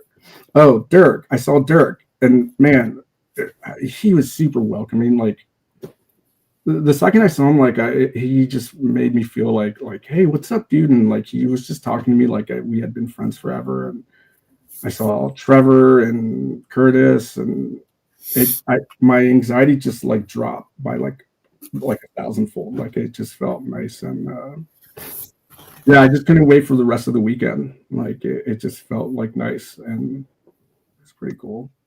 I think the next day was like one of the best days because I was trying to plan out how I was going to go from the Armory and the Four Horsemen store, and then jump over to the other rooms and try to like tackle every single table and not like miss out on stuff that I knew was probably going to be sold out if I was spending too much time on one side or the other side. But the night before, I was like kind of poking my head in the exhibitor room, just kind of like seeing if I could just see where everybody was hanging out. And I saw Jeremy walk out, and I'm like, "Jeremy, is there any way I could just pop in there?" He's like, "No, dude, we don't allow that." And I'm like, "Yeah, like, say no more, man. Like, no worries." And as I was walking away, he's like, "Rob," and I'm like, "Yeah." And he's like, "Come back, dude." And I'm like, "All right." And he's like, He's like, you know what? Come here. And he gave me an exhibitor's pass, and he's all, knock yourself out, ma'am. Go enjoy yourself. And I was like, what, dude?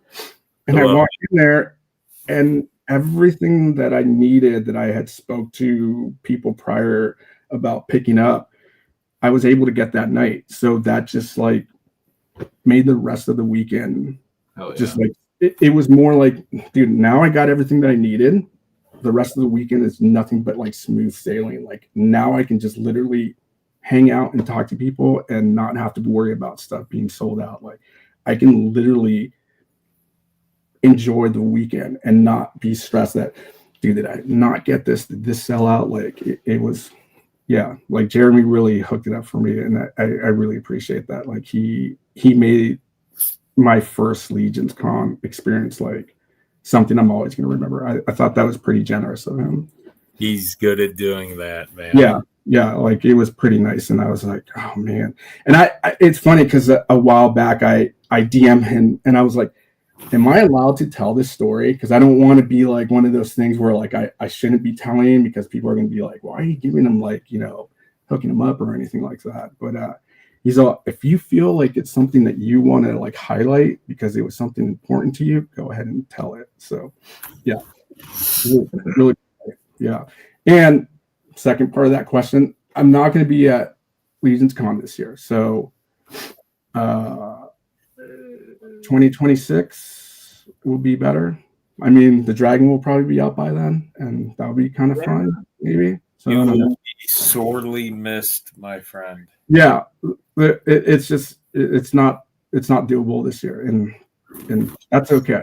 I'm not like I'm bummed, but I mean, what can you do, you know? And then I keep saying like if it's a year that I miss and Trevor gets his tribute figure and I'm not there, I would be really bummed. Like I'm waiting for that day. Like Trevor was like the first person that really like embraced me in the Cabal and really was like nice to me. So I hold Trevor in really high regards, and I can't wait for the day that he gets his tribute. I can't wait for him and Nate and like I think they should be the first triple pack. Yeah, like That would be freaking awesome. yeah. So, and I know there's still like another tribute coming. Maybe I don't know. I don't know if he's already done announcing, but Trevor's going to be I hope hard. you don't get your tribute this year. Trevor's going to be hard to do because he takes the pictures for them. So Well, they would have to switch names up and Yeah, but now they got what's his really face, fake them out. So he would Eric's have, brother, right? Who's also like a photographer. Like they could Eric's just brother, Brad. Yep. yeah, they would definitely have to fake him out on that one. to big where- time. Yeah, I think it'd be cool to have him take pictures of his own figure, not knowing that they were his. That would be cool. And then reversing it on him to where, oh yeah, you know those figures that we sent you, You and know, we'll go ahead and keep those because they're yours, bitch. Yeah. They're yours, bitch. yeah. Please I'm don't sure do it that's this year. what Jim would Wait tell till him. 2026, Jeremy. If you're listening, 2026. Don't do it this year. Don't do it this year. Well, you can. Well, yeah, yeah. I was hoping they would announce it like it was going to be a Legions Con exclusive, like you buy it Sunday 3-pack. That would have been cool. So that at least you would have known ahead of time. Mhm. But yeah, you never know what they're going to do. No, So, but I mean, like it's Very, very sneaky. yeah, yeah. Rob, we need your perspective on this issue here. You are not one of the blessed. Okay. Unfortunately, you are a West Coaster. Hmm. And being from the West Coast, you don't have as much Legions focused cons out there.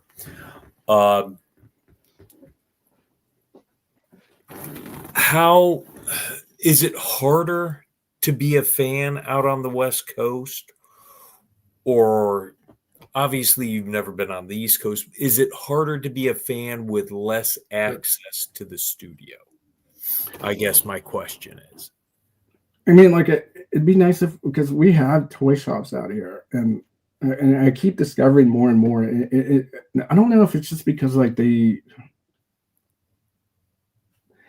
like I don't know, like if Four Horsemen needs somebody to be like their champion for the West Coast side and be coming to these stores and be like, dude, you guys got to be like a certified retailer for these people, because yeah, we don't have like I think I can probably name maybe 3 off the top of my head toy shops that really carry Mythic Legions out here, and they're not close. They would be a drive for me to get to that. And the same with the cons. There's like quite a few cons that they have a presence at. Not anything like the East Coast does, where where Four Horsemen employees are there. They started doing San Diego Comic Con again, obviously this year, but SDCC is like huge and expensive, and even though it's not that far of a drive, it's still a drive and it's still expensive. And I mean, I'm trying to think of the other one that Jeremy came down and did. We just talked about this. I can't remember. I think I was on the Just Shelve It. We were talking about, I think it was Toy Depot. Him and his son came out and they had like it's right after they just did like the Armory on Store Horsemen, and they were just shipping those out, and they came out, and I think they're doing that every year now. But yeah, I mean, yeah, it'd be nice if there's more of a Four Horsemen presence out here, like a lot. And I know they want to get a bigger presence out there, and they have with the different new cons they are going to out there. It's just from a perspective, Brad and I are in the Midwest, Ohio, Michigan, and all that. So we have some cons around us. When PowerCon left Ohio, that was the big hit there. But even us being out where we're at, we're only 6 hours away from the studio. So I couldn't imagine being so far away. I mean, the West Coast, oh my God, being 30 hours away from the studio. I mean, it's pretty far. Like even the Mythic meetup, that's like a 10 or 12-hour drive for me, and I mean, it's in California, but that drive is a drive, and and then staying up there, that's another thing. It would be closer for me to drive to Arizona for the Arizona meetup that they have than me to drive like up north for that Mythic meetup. And I think I talked to Jeremy like a long time ago, like, and I've seen people say this in the chats, like, come out to the West Coast, come out to the West Coast. And I get it. Like, dude, it ain't fucking cheap to load up like, a trailer and haul it out here. And I'm a shipping manager, so I know how that goes. Like it's expensive. And I get it. And like, East Coast, Four Horsemen or not, like not you guys, but a lot of people in the chat, they get like cons like almost every other month or something.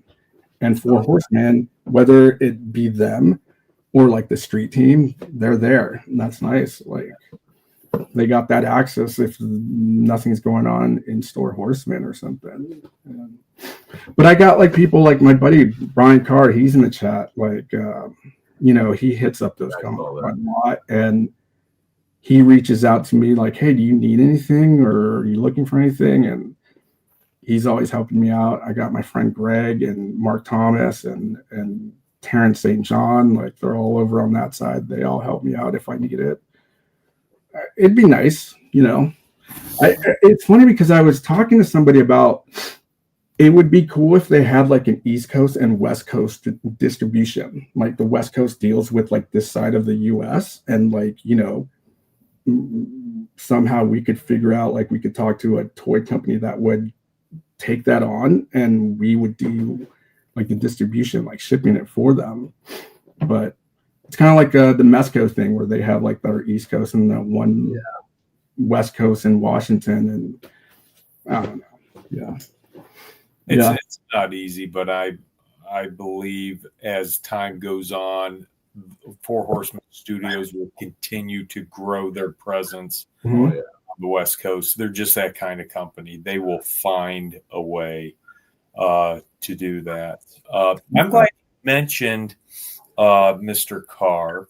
Let's transition into the Dragon. I wanted to ask you, so during the marathon that Curtis is in the chat, he was a big part of that. During that marathon, at the end, you had, I believe it was Mr. Carr who won the Dragon, and they gifted it to you. That is amazing. How did you feel when that, I mean, it's kind of funny how that all worked out. Like, I mean, it was amazing, but it doesn't amaze me because Brian Carr, like, if you guys don't know him, like, It's great. I've never met anyone more generous and like kind and like wait till you guys meet him at Legion Con like this year. Oh man, he's like the perfect example of what I think like the people of the Cabal is. Like, he's the epitome, like what he stands for, and like the generosity that comes from this guy. Like, he's just exudes that shit. It's crazy. But just leading up to that whole thing, I was talking to a friend of mine that I was hoping, we had talked about him helping me get the Dragon, and I was gonna pay him in installments. But leading up to that marathon stream, I hadn't heard from him. Like, I didn't know if it was going to come through or not. And eventually I just talked to him, like, hey dude, what's going on? Like, it's closing up. I need to know, we're going to make this happen.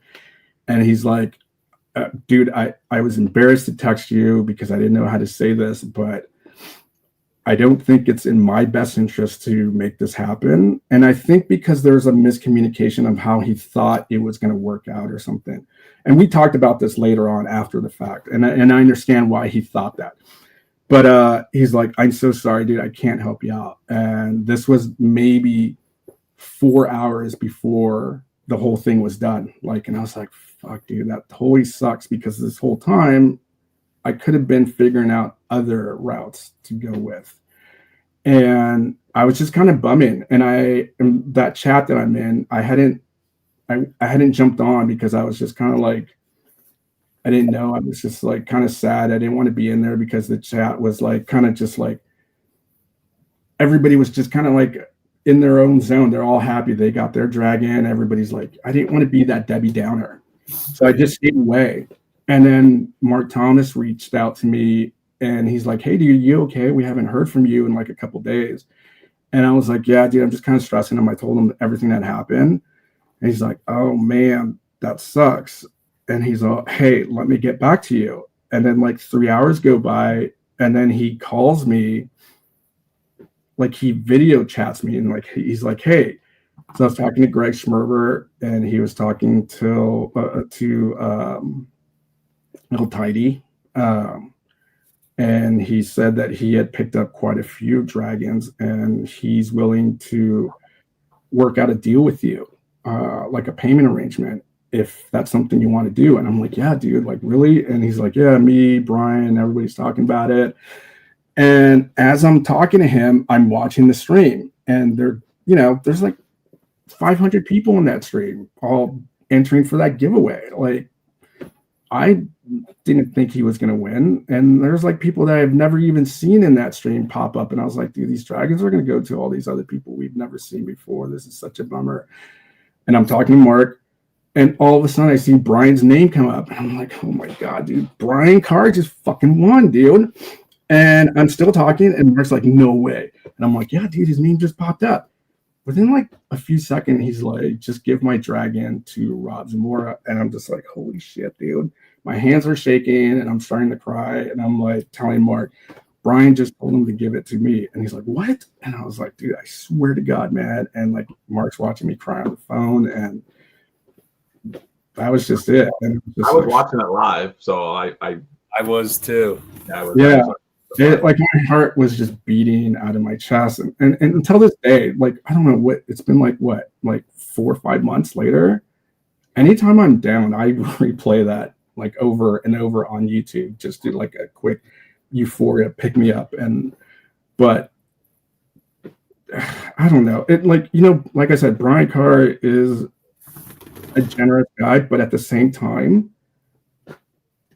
the people in that group chat, like, were on like behind the scenes working together, trying to figure out how to get me a dragon, like 4 or 5 guys. And then there's like Dave Orkin, who's not part of that group, was like, give my dragon to Rob if I win. And there's quite a few other people in the chat that were saying that. And I was just blown away by like all these people that like, we know each other, but we don't really know each other on a personal level. But the generosity, I was just like, dude, I don't know these people, but they're really nice to me for some reason. They're wanting to hook me up. And I don't know. I felt the love that night. And I consider the people in these chats like my brothers, because I couldn't believe what they were doing for me. And yeah, I don't know. Oh man. Yeah, it was awesome. And I love Brian. Brian is just, that guy's amazing. He's an amazing guy. I'm looking forward, Brian, if you're in the chat, are you coming to Legions Con? Because I'm looking forward to meeting you, my friend. Yeah. Did I He's joining? He's going to be an intern, and man, I call this like the year of Brian Carr. Like everybody's going to know his name this year. Like I met him briefly last year, and I vaguely remember that.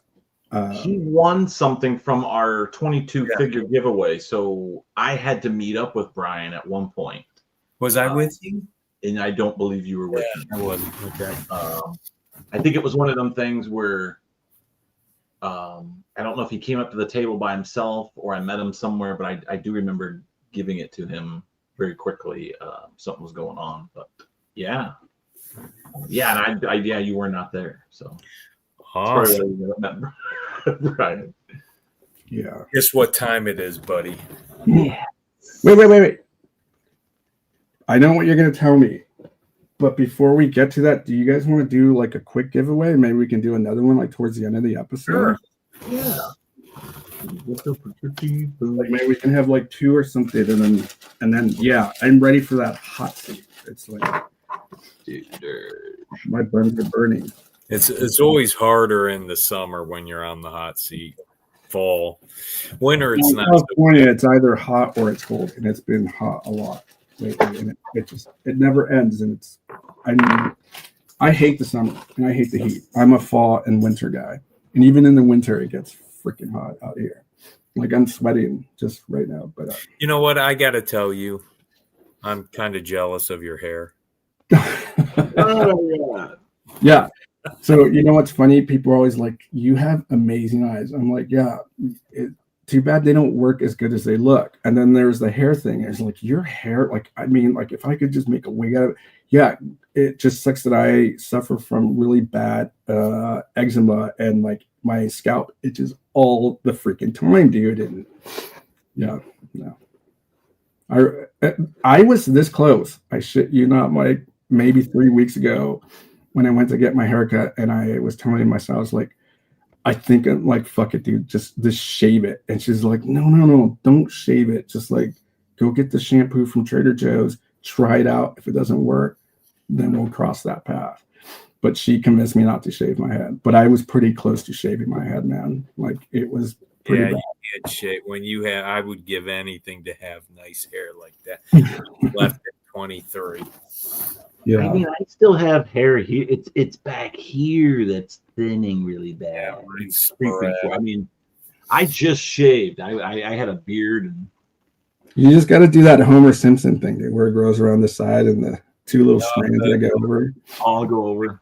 Clown hair. Me and Mike would call it the Little John. Remember Big Chuck and Little John? Little John always had that. You know, he's still going strong. He was just at the Akron Comic-Con. My brother got an autograph. Big Chuck passed away a little while ago. Yeah, a few years back. Okay, so I've been giving these out to people, and I think Jen Syack just got hers recently, and I just sent some out to Nate Strong and Jesse, but I have a bunch of these that I want people to get in their hands and paint up and do their thing with it. We can do one like right now, and then maybe one before like the episode ends. Nice. Yeah. And I'll send it out. Just hit me up on Instagram. All right, I wrote hashtag El Spooky. Oh, spooky. Oh, spooky. I was gonna do it all, but I was thinking, well, that's a lot for people. It's a lot. There you go. We got I was one. even gonna do the underscores, but I'm like, I don't want to. I found out recently in another stream, you don't even need to put hashtags. You could just type it. No kidding. Yeah, apparently they All found out right. you don't need- Whatever you put in there actually works, Yeah, totally. and you can But you, like you have to put the hashtag in here. But I'm just saying, like, if you do a giveaway, like the hashtag is not needed for some reason. I oh don't yeah. know if people got Oh my God, Jonathan's on one tonight. Jonathan is hilarious. Well, let me go back. Hold on. Let me go back. I love my long hair. Oh my God, she's wrong. Shave it, be free. Okay, let me go down to Jonathan. Yeah, man, when like Curtis and Bill like cut their hair, like I understand Bill like because he's a teacher and like he just had to do that teacher thing, but I was like, why does Curtis have to cut his hair, man? Like, is this because Bill's cutting his hair? Like, I like Jonathan's picture too on his little avatar. Let me go back. Yeah, it does look like he's yelling. The man in the $1 million suit. Man in the $1 million. That should be a song. Man in the $1 million. have you guys seen young Jonathan pictures of him and his wife like 15, 20 years ago? Like Jonathan was like a smooth like operator, dude. Like if you see him in the pictures. What do you mean was, man? I mean, when we were at Intern for a Day. What was it? 2021 Intern for a Day? Dude, he came up in there in his $1 million suit and he stole the freaking show. When I met him the first time at Legion's Con, he was waiting in line to go inside the store Horseman, and he was in like a button up and a tie, and I was like, wow, did he just get hair from work, or is this how he always rolls or something, dude? But that's pretty cool. I got a feeling that when he walks into the courtroom, that's the song that comes on. Smooth operator. Smooth operator. That's funny. They probably call him into, and my attorney is, and it's like doors blast open like RoboCop. Smooth operator. He just comes strutting down, $1 million suit like down. How many people do we have Brian Johnson? Let me go back here. Entries.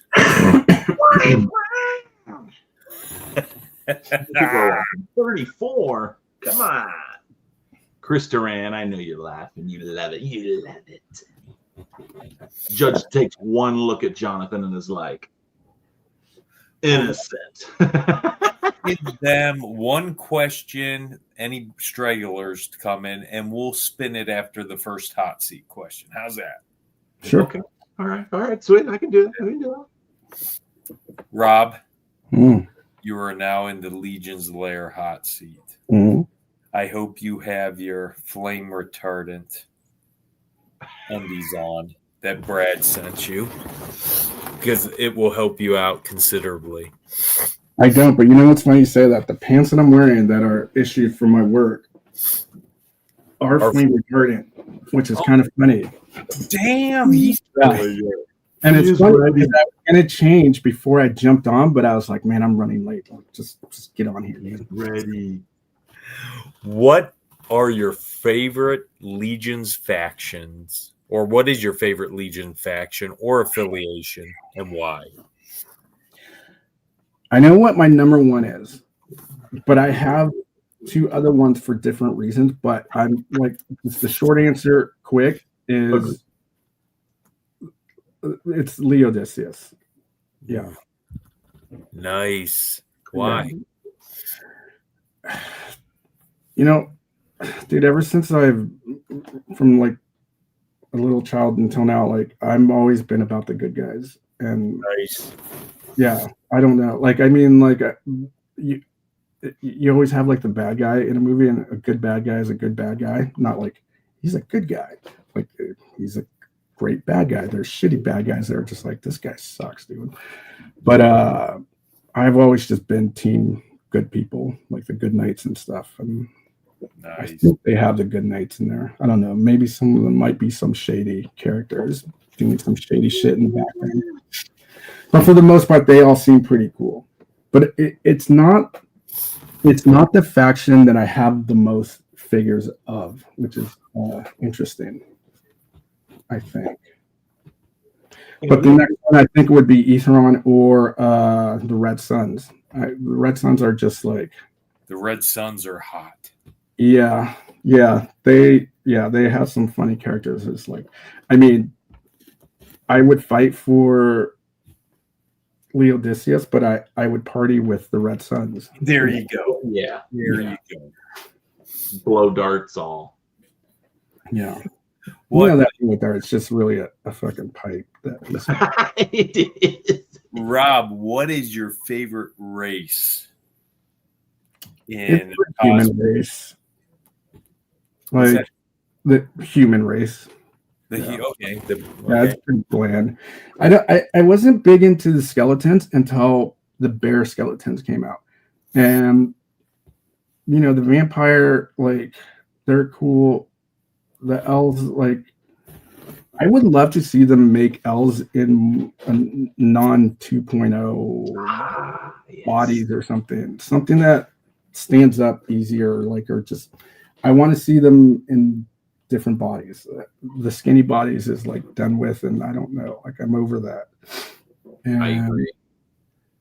I'm not really big on the little guys. I don't have any, actually. I think I gave my Short man. I gave my last one to Greg Schmerber, and I don't have any goblins except for a few.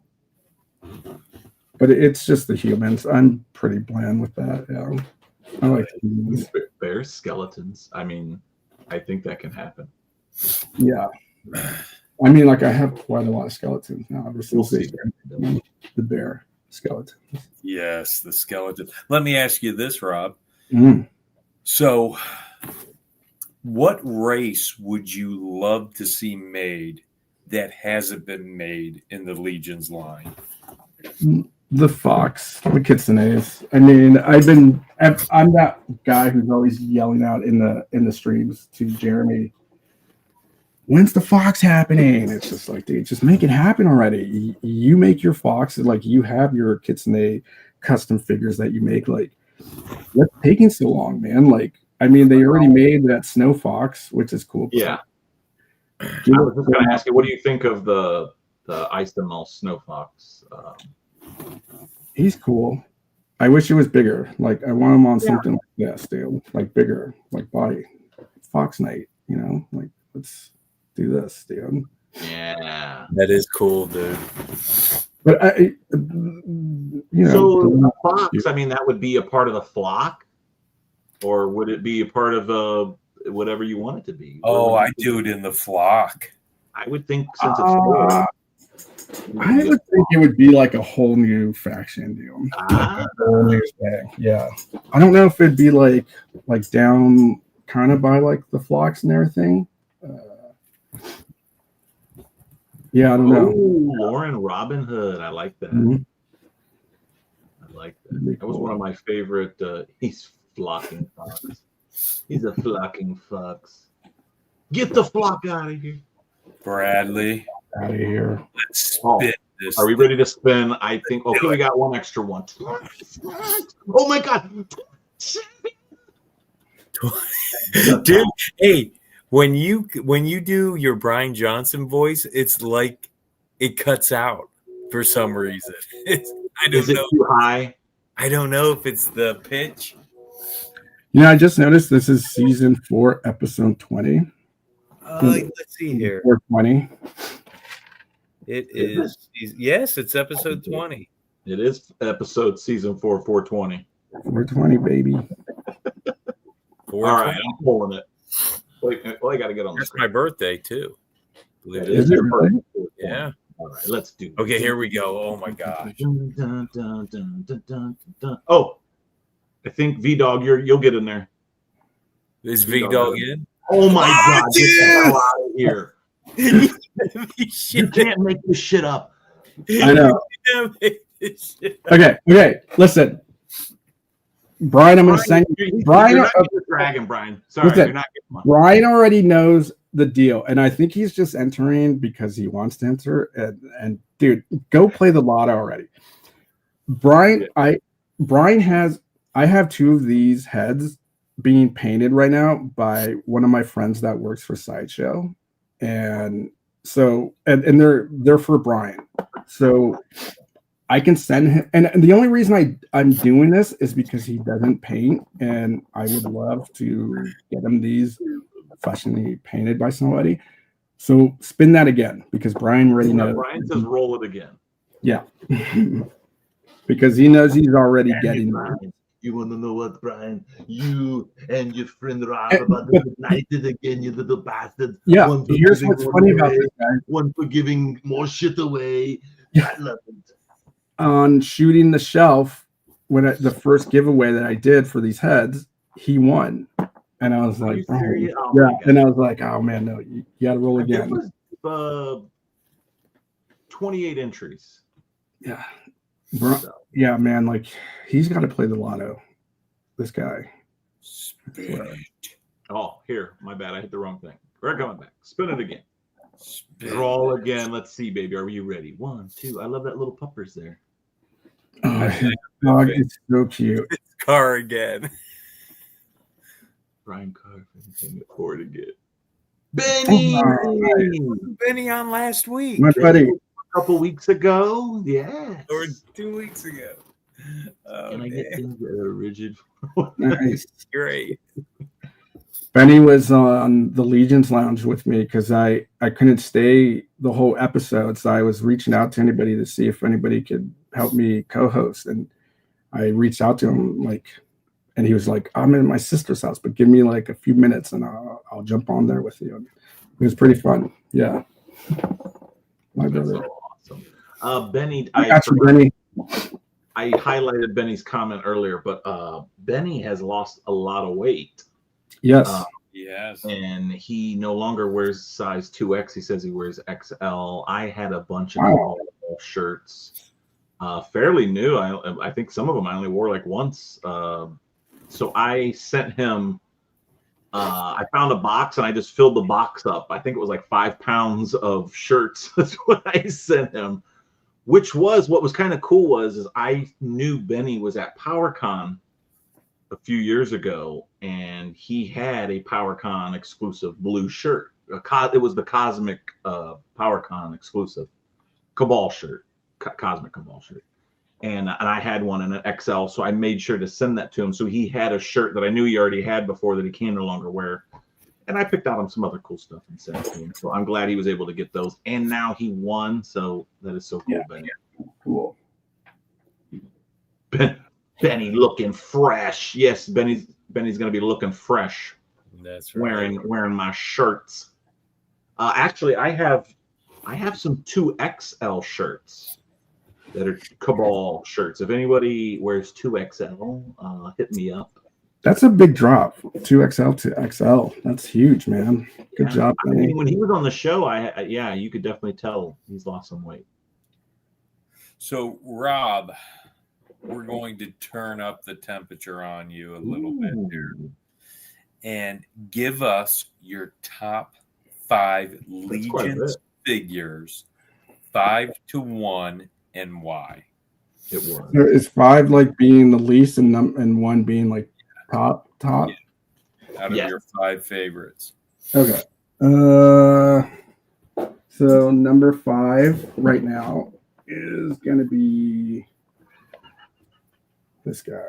Oh, Gideon. Oh, So Nice. Gideon. beautiful figure.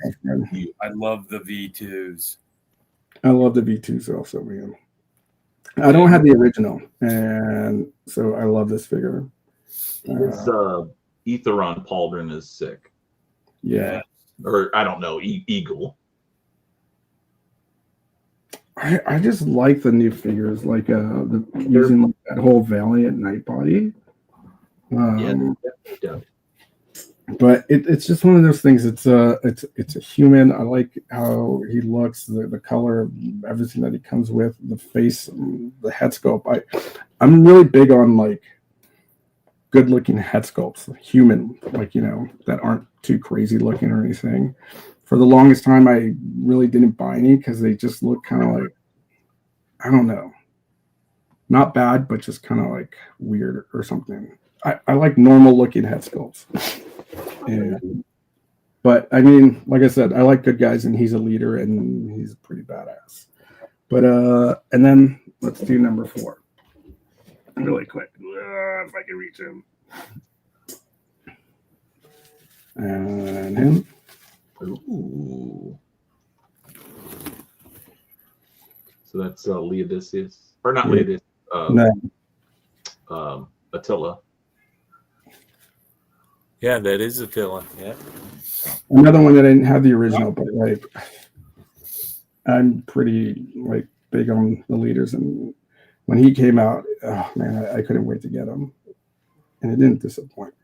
No, he's definitely a figure that commands respect. That's for sure. Yeah. Okay, so and then I can grab the one right next to. This was my first actual Mythic Legion, and that's why I'm picking this one, because it has like a kind of a sentimental thing. Like after I got my Kitsune and I started going down the rabbit hole, I was picking up a lot of the female figures before I moved on to a lot of the guys, and for some reason this one stuck out, and I think it's because of the helmet, and it's Adriana. Oh yeah, she's cool. I think she's pretty badass. No, she is. Trevor's gonna be happy with that pick.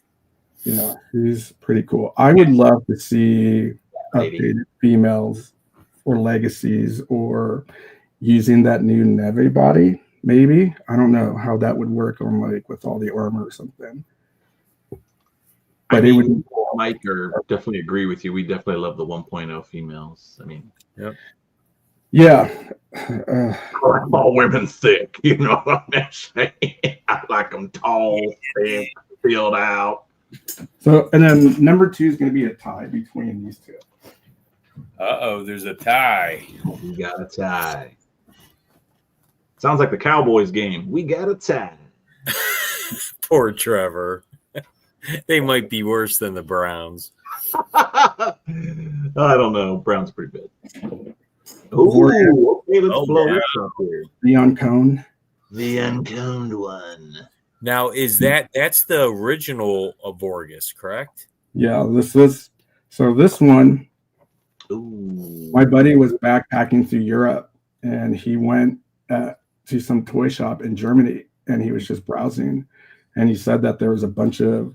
He had called me, and it was pretty late, and I had picked up, and I was like, "Why is he calling me so late?" And it was like FaceTime, and he was asking me, "Aren't these the toys that you collect?" And I'm like, "Yeah, dude." And he was like zooming in, and this was up there, and I was like, "No fucking way, dude." And I asked him like how much it was. I was thinking it was going to be like pretty up there, and the guy was asking $60. And Nice. That's awesome. And it came back. That's a great deal. Yeah, I love this. Vorgus 2 is pretty cool, but Vorgus 1 is badass. And I have now acquired, I think I have 5 Vorgus. I think Vorgus next to Sir Gerard is one of the figures that I kind of like seek out for if the price is right. And if they are, I'll pick them up. I like to have them. I think I know your number one. Yeah. You'll see it too when we do like a tour of the room. What's up, Jacob? Kind of hard. I know, see, fellas, love you. But And then number 1. oh, here we go. Sir Gerard. Oh yeah. But I put him in the Red Armory. I see that. But Dude, that is Yeah. cool. It looks great though. yeah, he's pretty badass. Comes with a skirt and everything. Let me fluff him out. And he comes with this belt that has like the belt loops on it with the buckle and the scarf, everything. It looks dope. That looked sculpted until you pulled it out. I thought it was too. Holy No, shit, I thought it was one of those plastic molds. man. Yeah, I have this buddy on Instagram who did all this for $60, and he Nice. did such a great job. Like everything's pretty cool. It's like a 2-piece. This top, it's kind of like the soft goods that they do now, where the top is one piece and then the skirt is the bottom piece. But yeah, Sir Gerard. Very I like his story, and I'm a big fan of that black and red scheme. Like anything black and red, I'm a sucker for. And if it's done well, like you've got me, man. And so when I saw Sir Gerard, I was like, dude, that guy is freaking cool. And I think he might have been my third male figure that I bought when I was collecting. I had to have him. He was That's cool. awesome. Yeah. Jacob says $60 is a steal, dude. It was a great steal because he was pretty pricey back then still, and he's still pretty pricey. But he's pretty cool, especially when you see him under the black light. It's pretty cool. Oh yeah. I was just gonna ask you, do you know if All-Star. he was if he was the all-star or the original, but if he glows. You he's know all- how when I found this out, I took him to Disneyland with me one year, Oh, and it was for Halloween, and I had posted a picture of him behind the Headless Horseman because they had just taken out one of the statues and they put the Headless Horseman up there, and somebody posted that in the comments. yeah, he's cool. Check him out under a black light. And we went to the Alice in Wonderland ride, which there's one section where it's all black light. And I had taken him out of my bag and I was like, oh man, it's so cool. Yeah, it's- Yeah, that's the I All was- Stars 2 version. I was hoping that that's the one I had, and it was. And I waited a while before I actually checked. Yeah, I traded Curtis, one of the ones with the white twisty tail. Yeah, oh, yeah. So that was the Kickstarter original. Yeah. He traded me a Cosmic Legion, a Fisher Rice, I think, which I was like looking for. And it's a pretty nice trade for me because I was looking ammo from. Oh, Yeah. So that's top 5. Yeah. Nice. Now it's the bottom 3. I don't know how to justify the yeah. bottom 3 because, like, if they're your bottom 3, would you have them, or they're just like the ones that you don't like in your collection? We allow the people to determine that. They're either figures you've never bought and that you don't have no desire to buy, or they're figures that you have and maybe you don't like, or Okay. it's your Okay. it's your your cup of tea, I guess. Okay, so the first one I could definitely, off the top of my head, is Okiedos. One more for Okiedos. One more, baby. And I got them when they're doing that whole blind box thing, where you would buy one and they would give you like one they didn't know about or something. Yeah. And it was funny because there's like a whole like screw up. I got my first box and I opened it up and I forgot who I got. I think I got what's that Templar's name? Drawing a blank. Sir, oh God, hold on. I got this. Sir Godfrey. Godfrey. Yeah. It was Godfrey and Okiedos. And I was like, oh my God. And I was really wanting Thalin. I was one that was posting, like, give me Thalin. Like, I kept saying to Diego, like, dude, just do me a solid. Just throw it in there, man. Like, help me out. I didn't get Thalin. But anyways, I opened up the second one. And the second one that I got, I can't remember what the first one is. Or maybe it was a Chase. I can't remember. But they had sent me to Okiedos. And I was like, what the hell, dude?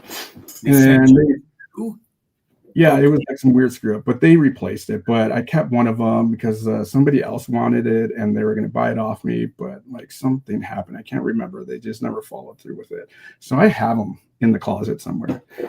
I look at him like he just, I don't know. I It does think nothing for would have me. been a 1.0 figure, he would have been better. Maybe. I don't know. Like he's a Motu tribute, right? Yeah. Okay. So I'm not, I like He-Man, but I was never big into like Motu. So like it just does nothing for me. And I thought Webstore was bigger. Like I don't know. I don't see Webstore as a 1 or a 2.0 figure, but I don't know. Right. And I look at him like I guess I could use him for like fodder, like that little whip thing that he has would be cool. But I don't know what else I would do with him. So he just sits in like a storage container in my closet. Like I don't know. If somebody wants him in the chat, like you guys are more than welcome to take him. Burn him. Yeah. He's okay. So and then the next one is one that Greg really likes, and is that tiny female dwarf, whatever her name is, Ragnar. I forget. Yeah. Oh my God, we got it. Mike. Okay. That's Mike. we got, yes. Give him a double night. No, I like Ragna. She can be a little dirty. And what's funny is when I first started collecting, I was going crazy collecting all the female figures, and I think at one point she was next in line, and I didn't know that she was a dwarf.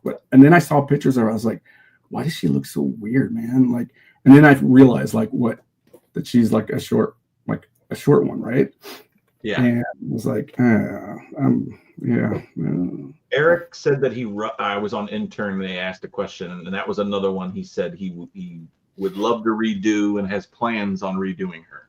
Yeah. I think he wants to show her face. That's why I said I think she's beautiful underneath, because once he shows her face, I think she'll be a lot better. I think he said something like he felt rushed on her and didn't get. Would he put her like on an imp body, or like he would still use like the? I think she'd still be a dwarf, but he would probably obviously totally re-sculpt her, or redo a version 2 of her. Ooh. I'm trying to think of I who love the her. third would be. I do like her colors. That blue, that like, it's pretty. Oh, there you go. She says, yeah, Koki says I painted a human head for her. I bet that looks cool.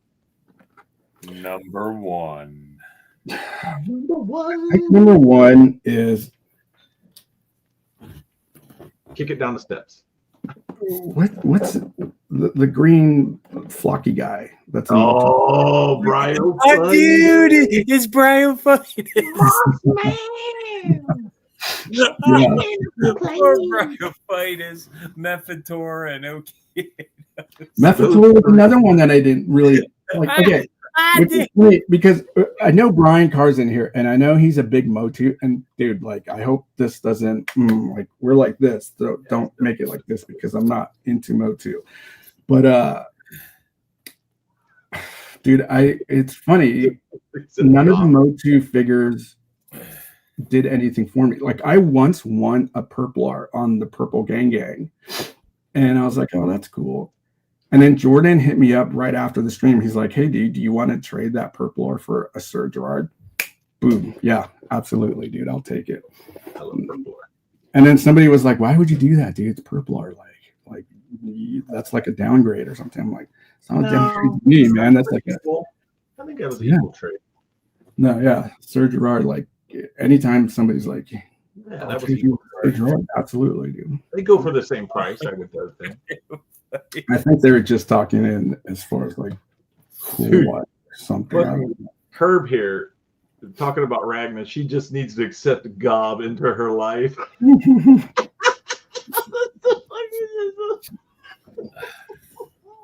That's funny. She needs to accept her Lord and Savior Gob. Yeah. So Rob, Yeah. Four Horsemen Studios made a tribute figure to El Spooky Zorro. Mm. What did it look like? I actually made one, and it would be cool. I don't know now that they got those new boots, but definitely would need like one of the new Viking heads that they're making. I was thinking all black, like an assassin Oh, with that's a fox head, but a human head also, 2 heads. But this is my guy, an assassin that used to fight with the Leodiceus army, but no, cool. he's just an assassin for hire. So is he part of the Sons of the Red Star? Ooh. No. Like, I'll show you on my shelf. There's him, another female, the Kitsune, another guy, and another female. They're like a group of assassins for hire. And yeah, I think he's cool. I'll show you. And then it comes with this. I don't know if you guys saw that. It was sold on a Wolf King Custom with that helmet. oh yeah. Yeah, Nice. Sick. I like that. Team Ragnar. That's funny. Yeah. Yeah, kind of like a Viking. I really like all the Viking stuff that are coming out. Like that's my jam. Like all of it. Give it to me all, man. And if they come out with more, awesome. Just I'm keep it. thinking I would like to see some G-Con this year.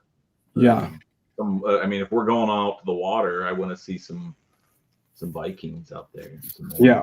I'm hoping it's, and if there are pirate lovers in here, more power to you. But they're like fluffy shirts and whatever. Like whatever. Good for you. Not for me. I think some. I don't know who said it, but I think that's how it'll be. If I don't know if it'll be such thing as a pirate. And I mean, I guess there could be a mythos, but it was almost as if it's not what we think. I guess so. Right. If it's not like our like Typical. I don't think it's going to be your typical. yeah, you know, Captain Shakespeare, whatever. None of that. Like, but I would prefer if whatever we're selling to the seas, it's more Vikings on a boat kind of thing. Yeah, I'd like to think they'll have parts. So if you want to make it like pirate, like real piratey, you could. But Right. the way they're going to do it probably isn't going to be like that. Yeah. I don't know. Pirates Forever have never done anything for me. Like when I think of pirates, I think of Jerry Seinfeld wearing that fluffy shirt. That's freaking great. I don't know why I immediately go to SpongeBob and I'm like, oh. Did you guys ever watch a Due Date with Zach Galifianakis and Robert Downey Jr.? Yeah, I did. And there's one scene where Robert Downey Jr. is telling him like something about like how he'll never make it to Hollywood, and he's like, "Do you know that quote? That's Shakespeare." And do you know who that is? And he's like, "Yeah, he was a famous pirate, and it was like Shakespeare or something." That's pretty funny. Yeah. I love it. Rob, Mhm. which tribute figure is your favorite? Rotor of Bjorngar with his unbelievable metallic hooters, or Scapular the Crypt Breaker 2, aka Amir Kaspar.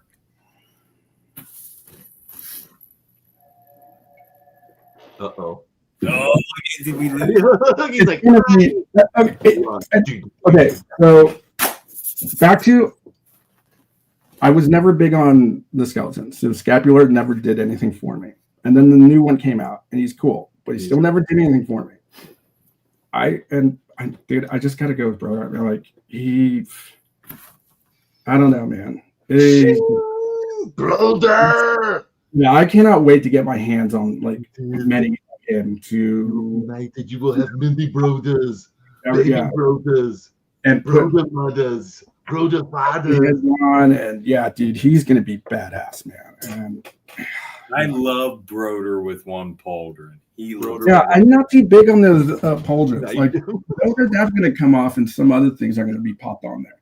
But dude, I can't wait to get him. Cannot wait. Yeah, Broder's cool. I do like Broder. I do think Mike's figure is a kick-ass Yeah. tribute. I definitely get that scapular. Like he's loaded with like cool stuff. I kind of had. I know we've been doing this for like an hour and a half now. I kind of got the feeling, well, an hour and a half with you, that you were going towards the Viking side. I kind of got that vibe. I didn't want to say anything, but I'm glad. I'm glad I finally won again, Mike. You did. Oh, On the menu, boys. when you go to Legion's Con this year, make your way to Emil's table and ask him to see the custom that he's making for me. Okay, yeah. Actually, maybe I should have said milk's back on the table, boys. Milk's back on the table, boys. I got a shameless plug. I got to. Of course, Meal's up front, so we're gonna see him. I just got to show off like the custom that he did for me from the dad. Like this is one of the figures that I'm gonna grab if my house is on fire. Like I just what he did with this, and you'll see her when I show you guys like the display case. But I love this figure, and when I was thinking of doing this myself, this comes like nothing. Close to what I had in mind. Like he fucking just blew it out of the water. It's amazing. And which leads me to Sideshow, because I've taken this to Sideshow to show them and they were pretty amazed. But that's a quarter. When I talked to one of the guys there, they had a Cosmic Legion figure, one of the bug guys with the wings and stuff. And I was like, me and Mike may have sold it to him. No, I gave him. I bought him. Or did we give it to him? He told me, because I asked him, I'm like, where'd you get this? And he's like, I was just at a con and some guy gave it to me. And I'm like, do you remember who it was? Yes. And he's all like, I don't remember his name, but he might have been with his son or something. And I was like, what con was this? Statue Con. And I was like, huh. And then I remember you guys were just talking about that you guys were going to be there before I went to Sideshow. I was like, wait a second. I couldn't remember if we gave him one. No, I did. I walked it I up. know there was a guy came up and we gave he bought a couple of Walter's figures, but I do remember Mike saying we should give him one of these, and I'm like, dude, let's give it to him. And with that said, I think it's because of you guys that Sideshow and Four Horsemen. Well, it was actually before us. I think the guy you're talking about actually came up to their table. He thought we worked for the horse. Like he thought we were like horsemen. And me and Mike were just talking. Literally before he walked up to the table, we were talking about what if Sideshow did some Four Horsemen statues. Yeah. And just joking about it. And then literally like 5 minutes, he walks over and starts talking to us about Four Horsemen and Sideshow being a thing and collaborating. And me and Mike just didn't say anything. We were like, okay, we know too much. And I think we did. We ended up giving him a figure. What? I remember he walked away and I was thinking he thought we were like he was spilling the beans on a whole bunch of stuff, and we didn't know when that was going to come out. So at G-Con, when it came out, I was kind of relieved because we were holding that. G-Con was November. We had known that since July. So he had asked me too. He's all, do you know who I'm talking about? Do they work for the studio? I'm like, they don't work for the studio. And I think we were kind of like played it off. We're like, you're great. And then he walked away and we're like, dude, it's happening. You're right, dude. They are making statues. And it was kind of cool. I did say something to Jeremy. I'm like, you do know that he spilled everything to us. And me and Mike didn't say anything for July, August, September, October. That's him. Yep. Yeah. Mike, here, hold on. Let me blow you up. I gave him a figure. Brad and I, out of the figures we got, we gave him a figure. Yep. Yeah. Man. Well, we made his office. Figures. Like his office, like every corner, like you can only walk a certain path, like from the door to his desk, but everything is just filled with so much cool stuff. It was just crazy. And when I took that picture too of the Cosmic Legion, he had to look at it first to make sure there wasn't anything in that picture that I couldn't post. He's like, oh, wait a second. But there's so much cool stuff in his office. It was pretty cool. Jackie says that we forgot to knight her. I swear we did, but she says we didn't. If she says we didn't, then we didn't. And Jackie, you will be knighted. At Legion's Con. At Legion's Con. Oh, we have to. I may have to just bring the sword. Bring the sword, man. I'll just have to bring it, and maybe I can cosplay.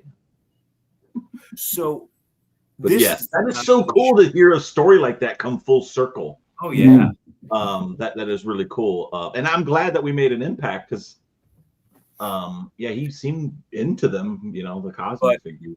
I did tell him the first figure you need to come out with for a statue. He did. Is this badass mofo? I think people are going to be like, yeah, you know what we're coming out with, and me and Mike are like, yeah, we know. I think people are going to be pleasantly surprised when they see the announcement. Like, oh yeah, yeah. I was wondering when they were going to mention that because I was like, dude, it's getting so close to LC and they haven't said anything yet. But then they did. And I was like, okay, yeah, it'll finally happen. Because for a second there, I thought they were like really going to push it off until 2026. And then it finally came out. Okay, cool. So this is the time of the show, Rob, where we want to see your Legions collection, aka your Legion's lair. Yeah. So how do I do this? Do I do it on my phone? Because right now I'm on my on like. If you want to use your phone, you can just use the link that I sent you through Messenger, and then I'll remove your one and add your phone link.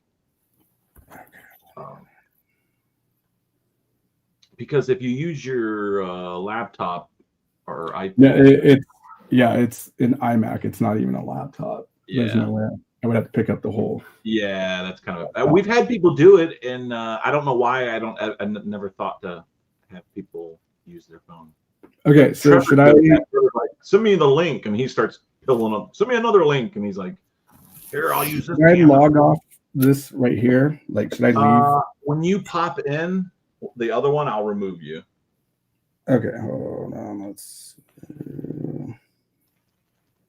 Because if I bring you in at the same time, then well, you guys figure that out. I'm gonna take a Scappa Whiz. Oh my God, a Scappa Whiz, you son of a bitch! He does a good RoboCop. I do a RoboCop. I need someone to 3D print me a RoboCop helmet. Okay, there you are. Okay. I will remove this one. And add this one, add this one, and add this one. And you hear this one, and you hear this one. Oh yeah, turn the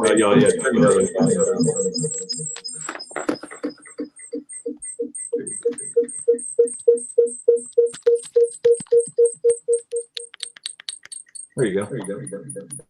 Yeah, as long as the volume's down, you can have both playing, I think. Oh, hold up. There we go. Let's see here. Oh, do I have you muted?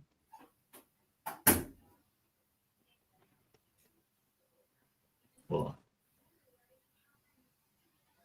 Is it still muted? What about now? Oh, there you go.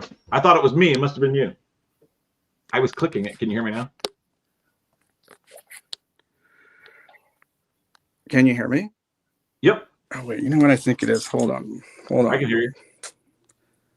Let me turn this off. Hey, speaking of, look, we spoke about Trevor, and look. Now?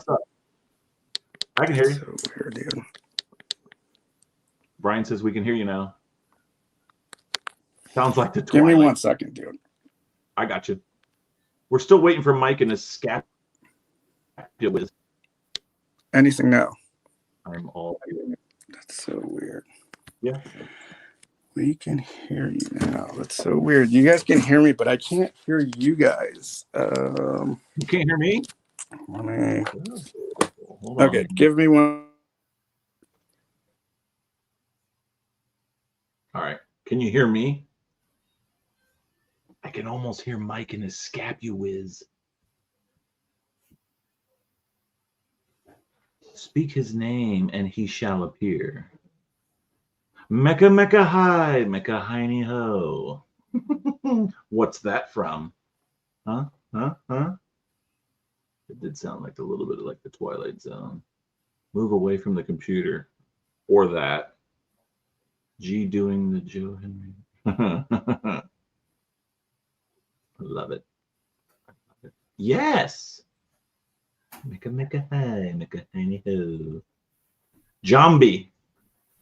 Zombie man. I used to like Brad, tell a story. Yeah, see, zombie. What happened? He's having voice sound difficulties, so we've got to fix the sound. Gotcha. Oh, here we go. Nice. You back? So how do I flip it? Oh, go to settings. I think you can mirror the image or switch the camera. I think there's a there's a couple buttons you gotta hit. I think. There we go. Nice. Okay. Yes. Hold on. I'm gonna make you big. There. Can you still hear us? Yeah. So, wow, this is like backwards. It's weird. It's like odd. Okay. Well, Hey. it's weird how it's reversed. But anyways, there's all this. It's gonna be super small, so it's Oh, you're good. I like the spooky girl. yeah. Oh, Spooky yeah. skeleton. And then there's a stuff. It's weird how it's like reversed. So I'm trying to figure out how to do this. Oh, is it like left is right and right is left? I see your Osidious. Yeah, because like if I turn this way, it's going the opposite way. Really?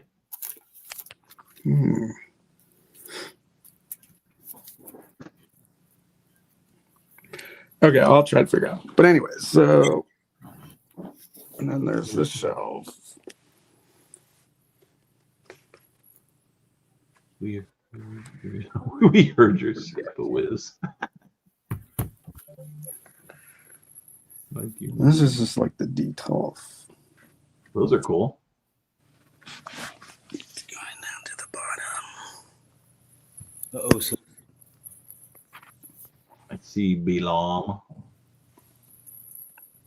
shadow elves. Yeah. Is that almost look like a thistle thorn wearing a helmet? Yeah. It is. With Nice. that great cape from the Harley Capes. Nice. Okay. Here's this. Curtis says there's a setting for mirror camera in StreamYard. Is there? That's what I thought. It's unless it's not on the cheap free one. No! Ah! It's not on the cheap free one. I don't know. He must have hit the wrong button. I think he looked it up. I was over here hitting straight. I'm like, hey, what if I hit this?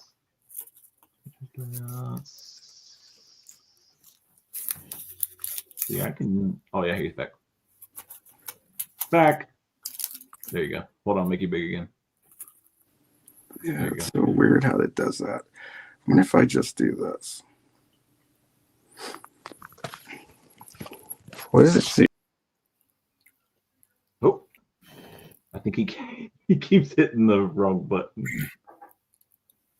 He's hitting the wrong button, Michael. It's okay. Nice to have technical problems like the good old days. That's right, Jay. We were just talking about that. Our show was built on this. That's what it was all about. We like it. Here, I'm gonna hide this. There we go. Voila. Yeah, there's like stuff up there. Oh, you got one of the Detour boats. Dude, Yeah. I need one of those.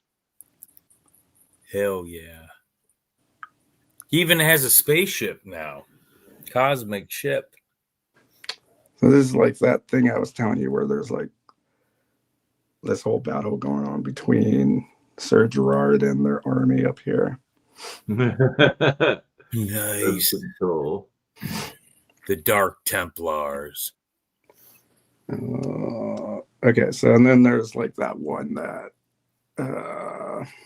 back there, the tall Kier. Yep.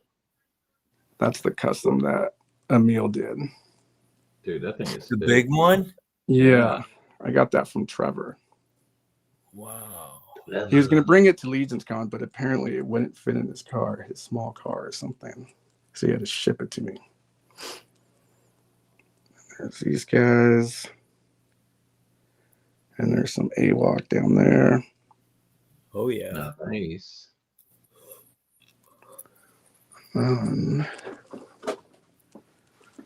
Yeah, it's so weird how it's like reversed.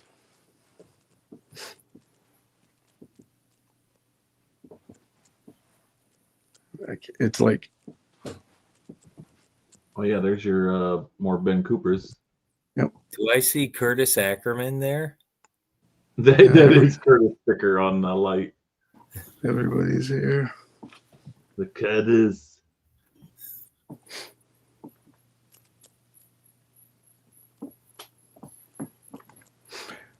And then there's this display, which is kind of funny because the company went out of business. So I can't turn the light on anymore because it used to run on my phone. Oh. And there's just a bunch of like crap in here, like third party stuff. Dude, the setup's cool though. Yeah, it is. Garfield. Yeah, he's looking in for his lasagna. Looking for his lasagna. There's the Blue Eye Samurai. Just a bunch of stuff. These, no matter what, Savage Crucible. Okay, like love you guys, but you guys got to figure out something with the feet because it's not like the ankle or like the toe thing. Like no matter how many times I stand these guys up, they fall right over. And the lizard people, I was using Gridiron Studios. Let me see if I can pull one up. They have these stands that work perfect for the lizards, right? Like the hole, like it's perfect. But the holes for like the newer ones are super small, so that you can't fit them in there. So they will stand up. A different I don't know hole. what. Yeah, it's a totally different hole. But like the ankle, like they just fall forward. Like I don't know. Like you could just kind of see how like Yeah. I know what you're saying. And you know what? To be honest, I have glass shelves. I feel like glass sometimes it slides. It's- you know. yeah, and that's the other thing too. The glass, like it's not helping. No. And there's like a bunch down here. Yeah, I know what you're saying. That does suck. I don't own any Savage Crucible. These guys are like eventually like this display case. I think I might like sell a lot of this stuff, like the Mafex, and Is a that lot one of stuff the you've seen. female skeleton girl? La Muerta. Yeah. Is that Yeah. the newer one? No, this is like the first one that came out. That one's still sick though. That one's cool. Yeah, I was a little disappointed with the ab or torso or whatever you want to call it. Like it doesn't bend over. It's kind of messed up. I mean, they're not cheap figures. They're expensive. Yeah. My cat jumps on this shelf a lot and always knocks everything over. Yeah, I feel your pain. And this is just like the top of it's just like shit that I'm working on that I've never finished. Like this is the Gambit from Age of Apocalypse, but I took the Maximum Spider-Man, like the body, and just use his body for this Gambit. It's a really cool game. And then I have this. I use dollar store glue dots on my feet for the glass shells. Works awesome. I'm gonna have to- I should try that. Yeah. I got this Superman that I never finished. I don't know if you guys ever read The Red Sun, where Superman goes or like lands in Russia instead of USA. No, I Oh. haven't. No. It's a whole different story. But anyways, there's some Labubu's. Yeah. My test shot. Ooh, that's nice. The only McFarlanes that I own are up there. 2 of them. I think McFarlane is crap. I love you, Curtis. This is Court of the Dead statues. There we go. And that's pretty much it. These jars are filled of like little knick-knack toys. Where am I going? There we go. That's A awesome. bunch of those. Yeah, it's a very small like layer. Like it's not like big like a lot of people. But Yeah. it's packed with awesomeness. That's it. Nice. Hell yeah. Okay, I'm gonna get off the iPad because it's making me dizzy. I'm gonna go back on the computer. Sweet. Yeah, I'll switch over and then I'll pull you back on. This is the time of the It show. wouldn't be in 4 Horsemen. True, Curtis. True. Todd. Could be. Time of the show, guy. If you have any questions for Rob, hit us up in the chat, and Brad will read them. Yes. Give us. Oh, here we go. Rob. That's weird because like the options on the computer are different than the iPad. Yes. Yes, Which I is, hate. like, I can see it. Like I can flip this around and it would totally be like normal, but like what you guys were seeing is not what I'm seeing on my wall or something. It's like, yeah. Anyways, Remember when we used to do Facebook Lives and everything was backwards? Like our logo was Yes. Legion's Lair would be backwards. And somebody gave us a Legion's Lair. I still have it. It was actually like a see-through poster.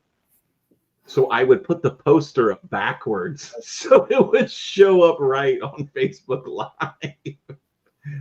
I forgot about that. It's hilarious. I'm ignoring you. And see Spider-Man webs, Curtis. Lieutenant Diane, Oscar I've seen Ray. that message from Curtis. If it wasn't for Todd, there'd be no 4 Horsemen, which is true. I'll give him that. Yeah. I pulled But- it up when Man, like I got that Batman because it was cheap, and I mean I love Batman. And then I opened it up and I was like, why does he move like this? Like why? Like I don't get it. Like he doesn't move. It doesn't do anything. So when I see people who talk about like, oh, I got the new McFarlane, and they're like, I get it. Like, you know, like that's your thing. You can be hyped for it, but like you're too overhyped for something that doesn't do anything, which is weird to me. Like, I don't know. Yeah. I agree. My son bought a Hellbat, McFarlane Hellbat, and that was my first time, I think, holding a McFarlane figure in my hand, a newer one, I guess. It was okay. The way it moved was okay, but I've noticed some of his other McFarlane figures aren't the greatest. But that one in particular, I was like, oh, if they're all like this, then they'd be great, but they're not all like that. So Is there still a lot of people here? there is 20 people. Where's what? Do How come that. nobody's asking questions? Where's the questions, people? Come on. I didn't Well, Yeah, I know. was gonna say, The if you guys giveaway. wanted to do one more giveaway, like I'd be. Oh down for yeah, that. we can. And Oh, we'll Trevor says it was a Jeep, and it was packed. Because he told me like he's like I can't pack it. And I'm like, what do you drive, like a CRV or something like? And he's like, no, dude, I just have a lot of stuff. And I'm like, okay, all right, no worries. But when I did get it, and I'll give him that, because when it arrived, I was like, okay, yes, I'm glad he shipped it, because there's no way I was going to be able to get that back. Gotcha. I had already overpacked my box, and we were already struggling to figure out how we were going to get our stuff back from Legion's Con. But then we found out that it's only $30 to have it fly with you on the plane. But that would have been another $30 if he had brought that with him. So I'm glad he did ship it, which I appreciate.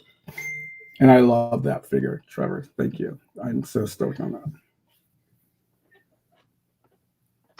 Okay. Oh, so you want to do another giveaway? Let's pull this up here. And I'm going to ask Rob the first question. So the first question is from the chat. I'm going to ask it. And let me see here if I can find it. What toy lines did you collect as a child, and which lines had the most influence on you? Definitely G.I. Joes. Like, we were really poor, so it's not like we got like a bunch of toys. I had an older brother and a younger brother, so we had to share a lot of toys. But my older brother was really big into G.I. Joes, and so was I. And we had a neighbor, Chris, who had a lot of G.I. Joes. And yeah, that kind of just stuck with me up until now. But I like Thundercats, and I remember Silverhawks, and I like Mask. And Mask. what were those like the little tiny cars? I forget what they were called. Micro Machines. Micro Machines, yeah. And obviously, like Star Wars. I was talking to Greg the first time he had me on New to Mythic, and one of the earliest memories I have of like toys was an A-Team pack, like the show, the A-Team, that came with like all 4 of the characters, and it came with the van, and that was pretty cool. But if I had to like think of one, it was definitely G.I. Joes. Let's see. Curtis says, excuse me, you don't have to answer this if you don't want to, Rob, but if you had a problem with eye contact in social situations, if so, are there things people can do to make you more comfortable?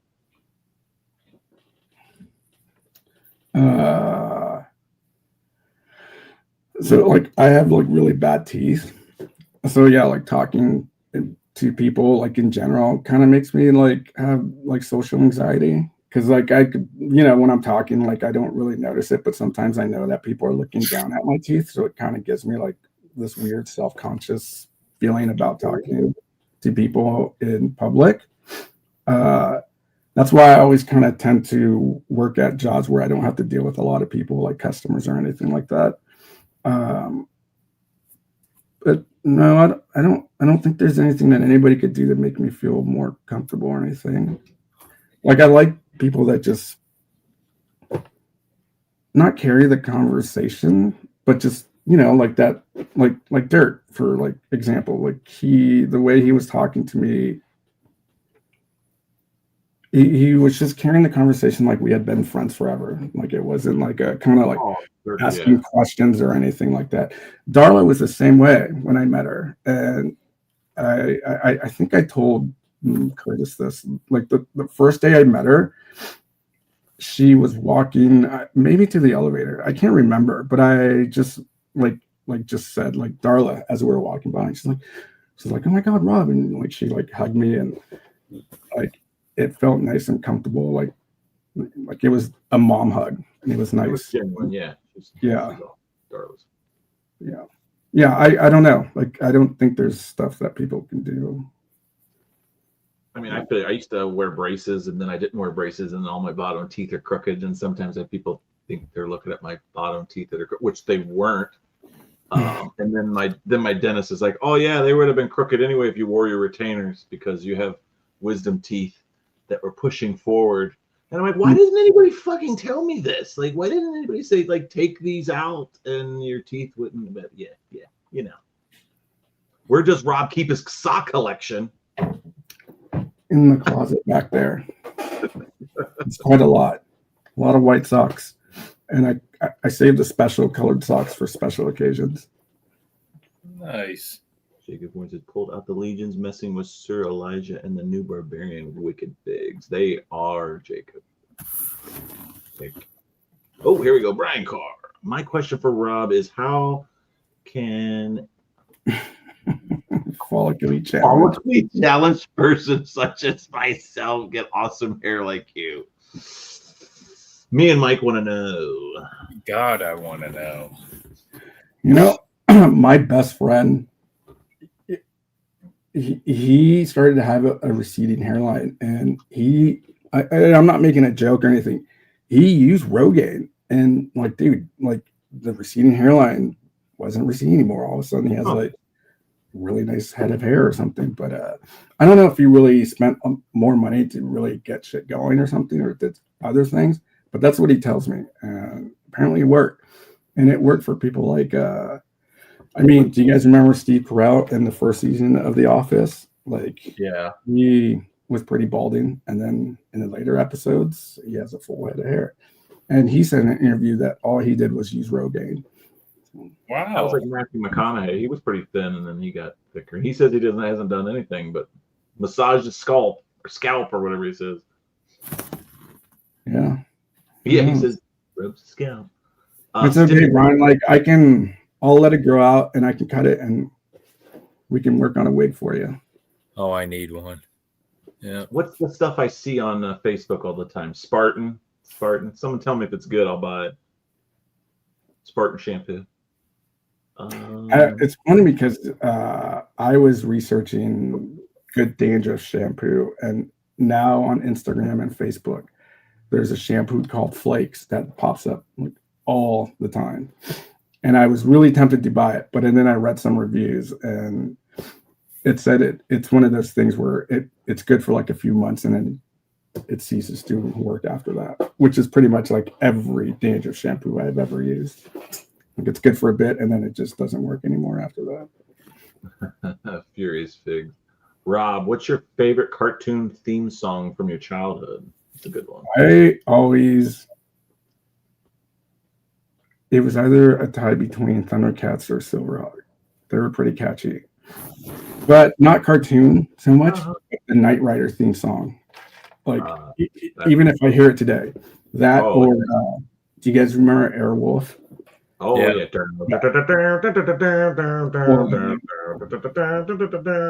Those were great. Dude, my dad played that as his answering machine music. If that tells you anything, like literally, my dad recorded it on TV, then played it really loud in the background as he played. We can't come to the phone right now. Yeah, it was. It's so good. Thanks for calling the Jones house. We did. Yeah, I love those things. My dad wouldn't answer the phone just so he could go to the answering machine and listen to it. That's funny. Listen to it. Memories. She's pretty cool, I guess. I think he's speaking of Darla. Yeah, she is pretty cool.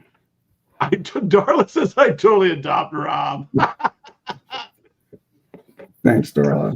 I think Curtis wants all the space in his room or his house. So Jacob says, never met you, Zorro, but you deserve all the hugs. Damn right he does. Damn right. There's apparently a new drug coming out in a few years. Reverse the balding. Really? God, I need I mean, UCLA, you can step it up. Don't make me go to Turkey and get some transplants. Me and Mike are on a one-way ticket to Turkey. Eat him. We come back all swelled up. Egged like 10,000 times. Sweet, I'm in. Hot seat question for Rob. If you had to remove one person from the Legion's lounge and replace him with, would it be Trevor, Nate, or Bill? Oh, God, this. none. Oh, gosh. That is Yeah. great. They're all perfect for that show. Like they all they're just I like, do think they're all like awesome. They all feed off each other. Whenever like Nate or Bill's not on, it's just like it doesn't work, Trevor. You got to have them all on at the same time. I couldn't imagine replacing any one of those with Curtis, but but when I do, it's hilarious. It'd be like if I had to pick one, I'm not going to pick one.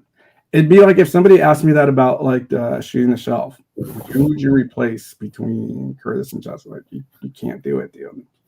Well, I'm trying to think. Well, if you get rid of Trevor, could you imagine Curtis being like, "Well, welcome to Legion's Lounge. I'm Curtis, and here's Nate and Bill." It would be a little. I guess it would be weird.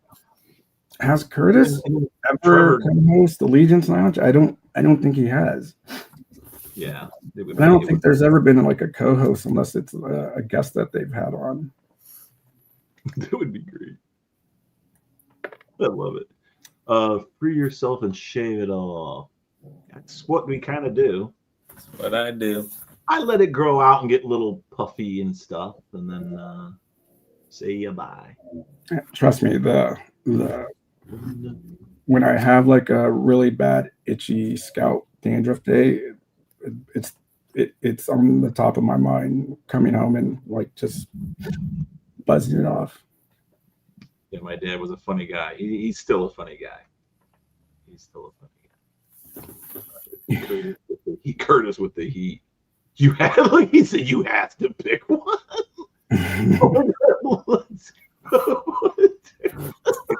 Turkey boys. Oh, that's great. You know, Trevor's over there like, come on, Bill or Nate, come on, Bill. I just want to rub my hands through my hair, but it doesn't exist. Now, Mike, let me ask you this: are you? Because you always you like skin your head, like Yeah. you like shave it. Yeah, So every other day. now, are you bald just on top, or is it the back, or is it the front? It's Or? sporadic. Okay, so you're kind of like me, pretty much. Yeah. Then. I was about to say I have hair that grows in here. Yeah, it is a little do thinner, too. but it's hair there. That's there. But in the back, yeah, it's leaving. It's going. Yeah, wake me up. Yes, I have thick hair. I used to have really thick hair, very thick hair. It's just thick on the sides then. When you return at Legion's Con 26, we are getting new El Spooky Zero shirts. Yes. I'm working with Mark Thomas like this weekend to get like the photos that I'm gonna send him, like I don't know what you would say. He's basically make it so the file is good enough to be uploaded to some t-shirt websites so people can buy them. Because I did talk to somebody about getting some made, but the price is a little out of my range, and I don't want to charge people that much. I think that's kind of. You and Mike were the same way. We gave away figures or giveaways, so we weren't making any money. I've even seen people basically just ask for the money back. I was thinking about that, and I've seen. But it would take a lot of people, and I don't. I mean, I'm not like I'm not like Dorklair or Travis. I'm not Travis. Trevor or Curtis. Like, if they were to go on and like ask, like, dude, yeah, like I'll buy that in a second. If I go on the Cabal and be like, here's my shirt, people are going like, who the fuck is this guy, dude? I mean, our shirts are on what is it? Retro Rags. I don't think anybody's buying any. They're there if you want to buy them. Yeah. You guys just like, how does that work? I thought you guys can just post your thing and they make them for you. Let's see. Motu Joe messaged me and asked if I wanted to be on the website, or if me and Mike or Legion's Lair wanted to be on the website, and I said sure. And he did say he was reaching out to certain podcasts and certain whatnots to see if they wanted to be on the website, which I just thought it would be easier that way. That way, me and Mike don't have to worry about shirts. If you want a Legion's Lair shirt, you can just go to Retro Rags and buy whatever you want, whatever color, hoodies. Crom 16 bought one. Yeah, I mean, like I've been sorry, like my voice is like a little like I was sick over the weekend for some, and I don't even know what I had, but I like it's still in my throat. But yeah, I know a lot of people have asked me for that shirt, which is cool. Like I honestly, when I had those shirts printed out with the help of Dave working, I didn't really think people would take to them, and I'm glad a lot of people liked them. And I felt bad because a lot of people asked me, and I felt dickish saying no because I printed out just enough for like certain people, and yeah, it was. I felt bad. Yeah. No, these are cool. So Yeah. was that Dave did these? Because I sent them the file and he cleaned it up and enough to where it could be printed on a shirt and make. I had stickers printed out, and yeah, he did it all. But the original, like I got the file again, and the original, like where you see at the bottom of his feet, like it's supposed to be where like whatever he's standing on, which is his shadow, is supposed to be a little bit darker, so you could see his feet like hanging off, like little fox feet. So like the newer shirts, when you see them, you'll see his feet on the bottom. Oh yeah, Jackie just said this, and you can always upload them to TeePublic. I bought a ton from there. Yeah. Do know Brian Carver had some on TeePublic, like Let There Be Light. Like you could go there and buy. I was talking to Greg Schmerber about earlier this week or a couple days ago. Yeah, I think that's maybe where Brian said Schmerber has some shirts on his site that I bought. Can't remember. Yeah, I'm thinking that's probably the one that Jackie's talking about. I wanted to upload this one, and then the one that Jordan did, and the one that Emil did, and Mark Thomas is. I want him to, because I don't know if a lot of people know, but Mark Thomas does a lot of drawing. Like he's pretty like. I like him. Book work I feel like I didn't get to talk to him enough. I know who he is, and I saw him a lot, but I feel like I didn't get to talk to him as much as I would like to. Same here. But we got to know each other over the year since Legion's Con. And I've been seeing him a lot on obviously shows and stuff recently. Yeah, I love Mark. Smurb show too. Okay. But yeah, I think TeePublic, that's my next thing. It might be on there. Yes, it is. Okay, there we go. Brian Carr says yes, it is TeePublic. Smurb Evidence. Yeah. And then Trevor says, I need El Spooky Zoro socks. Yeah, I looked at those. Cool. All right, let's see the giveaway tool. We got 19. How many people are watching? 22. So we're close. We're good. Schmerber says it supports artists by giving them a share of sales. That is cool. I do like that. Awesome. All right, should we pull it? Bennett, yes. Do it. Do it now. Go to the chopper. Who will win? I hope it's Brian. Darla! Oh my God. You can't make this shit up. You cannot make this shit up. It's almost like we talk about you and then you win. Yeah. And I mean, you got to use these when you paint them up. So nice. True that. I'm thinking Darla will probably use those when she paints them up. And they're only sealed because I still have a bunch of brushes that I'm going through. I don't want to open these up just yet, but I will. I will. Yes. I will. Yes. Congrats, Darla. The TeePublic banned me because Iron Maiden sent them a cease and desist for a design I put on there. Really? Iron Maiden's like, you can't make money off of our shit. That looks like it. Yeah. Wow. Well, boys, is that a show? Congrats, says Jacob. Yeah, I mean, I guess obviously we're at 3 hours, but we were bullshitting, waiting for Bob to come on. And we love to bullshit, so it's no biggie. Yeah, thanks for having me on, guys. And sorry about running late. I mean, oh no, you're fine. Like I said, we could have started later, but we figured we could just be on and just stay on longer, I guess. Yeah. If people are coming later. What's I that? know. Yep. Very honored to have you on. Thank you. Oh so yeah, much for yeah. coming. Thank you. It's funny because when you told me, or when you had asked me at Legion's Con, and I was like, yeah, totally. It's like I was thinking like sometime soon. You're like, it's September, and I was like, September just happened. And like next year, and I was like, man, you guys really plan like really far out.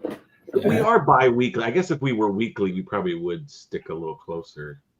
But yeah, Mike was crazy because at Legion's Con, he came back to the room and he's like, I got us booked for the year. And I'm like, damn, dude. Nice. I'm like, you went around and booked us, bro. And he did. So we pretty much got everyone we needed for the year.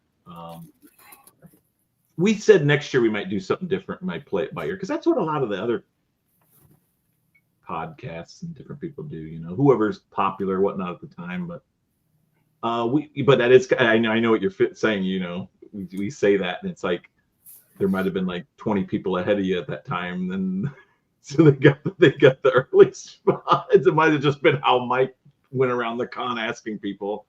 Yeah, I just said this is the available, and they would pick.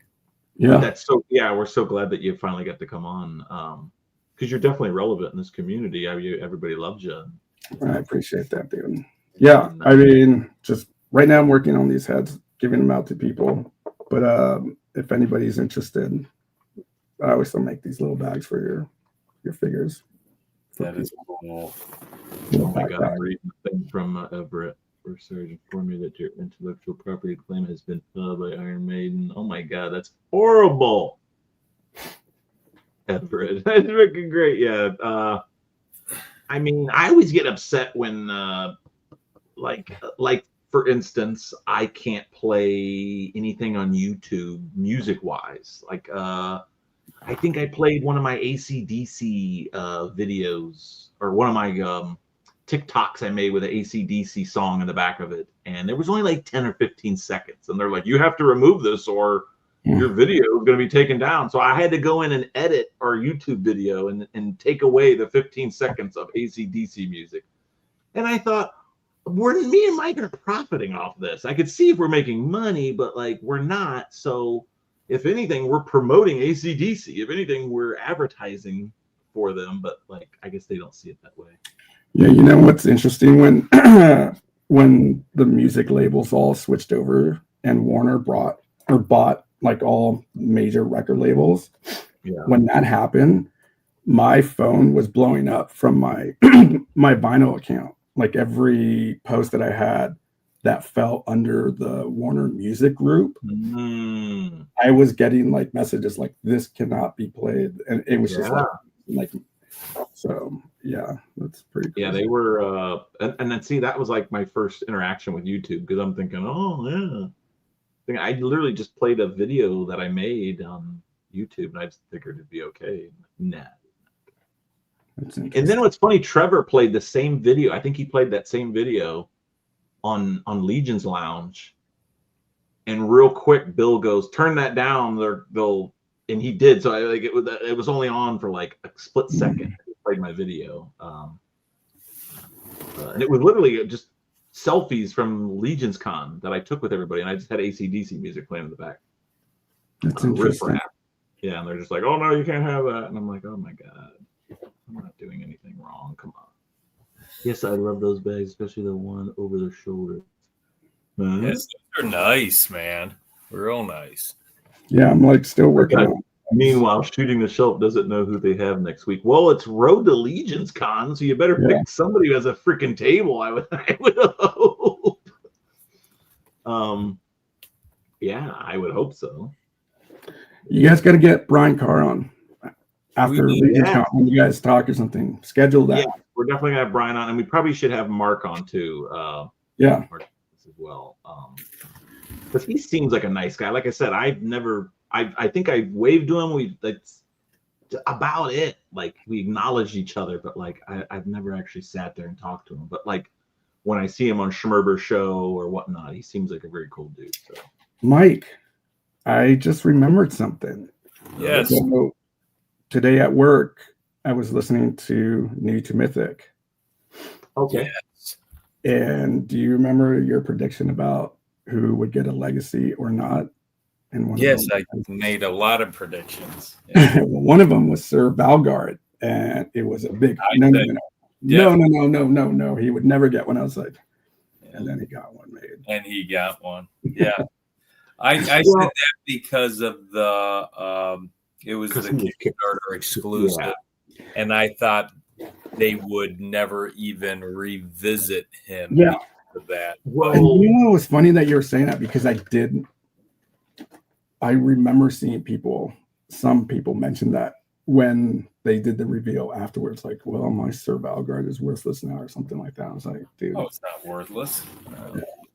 But yeah, these legacies are unbelievable. I'm glad I waited to pick up both because this one is just, it's awesome. I love him. Oh yeah. My new favorite line of theirs is Legacies. Yeah. Definitely. It'll be cool to see what they have down the road. Anyways, I'm going to let you guys go. Thank you so much for having me on. I really appreciate that. And it was cool chatting with you guys. And thanks everybody in the chat. And it was Darla and I forgot who was the other person that won. Darla and Brian. Oh, Benny Torres. Yeah, yeah, but I'll hit up Benny for that.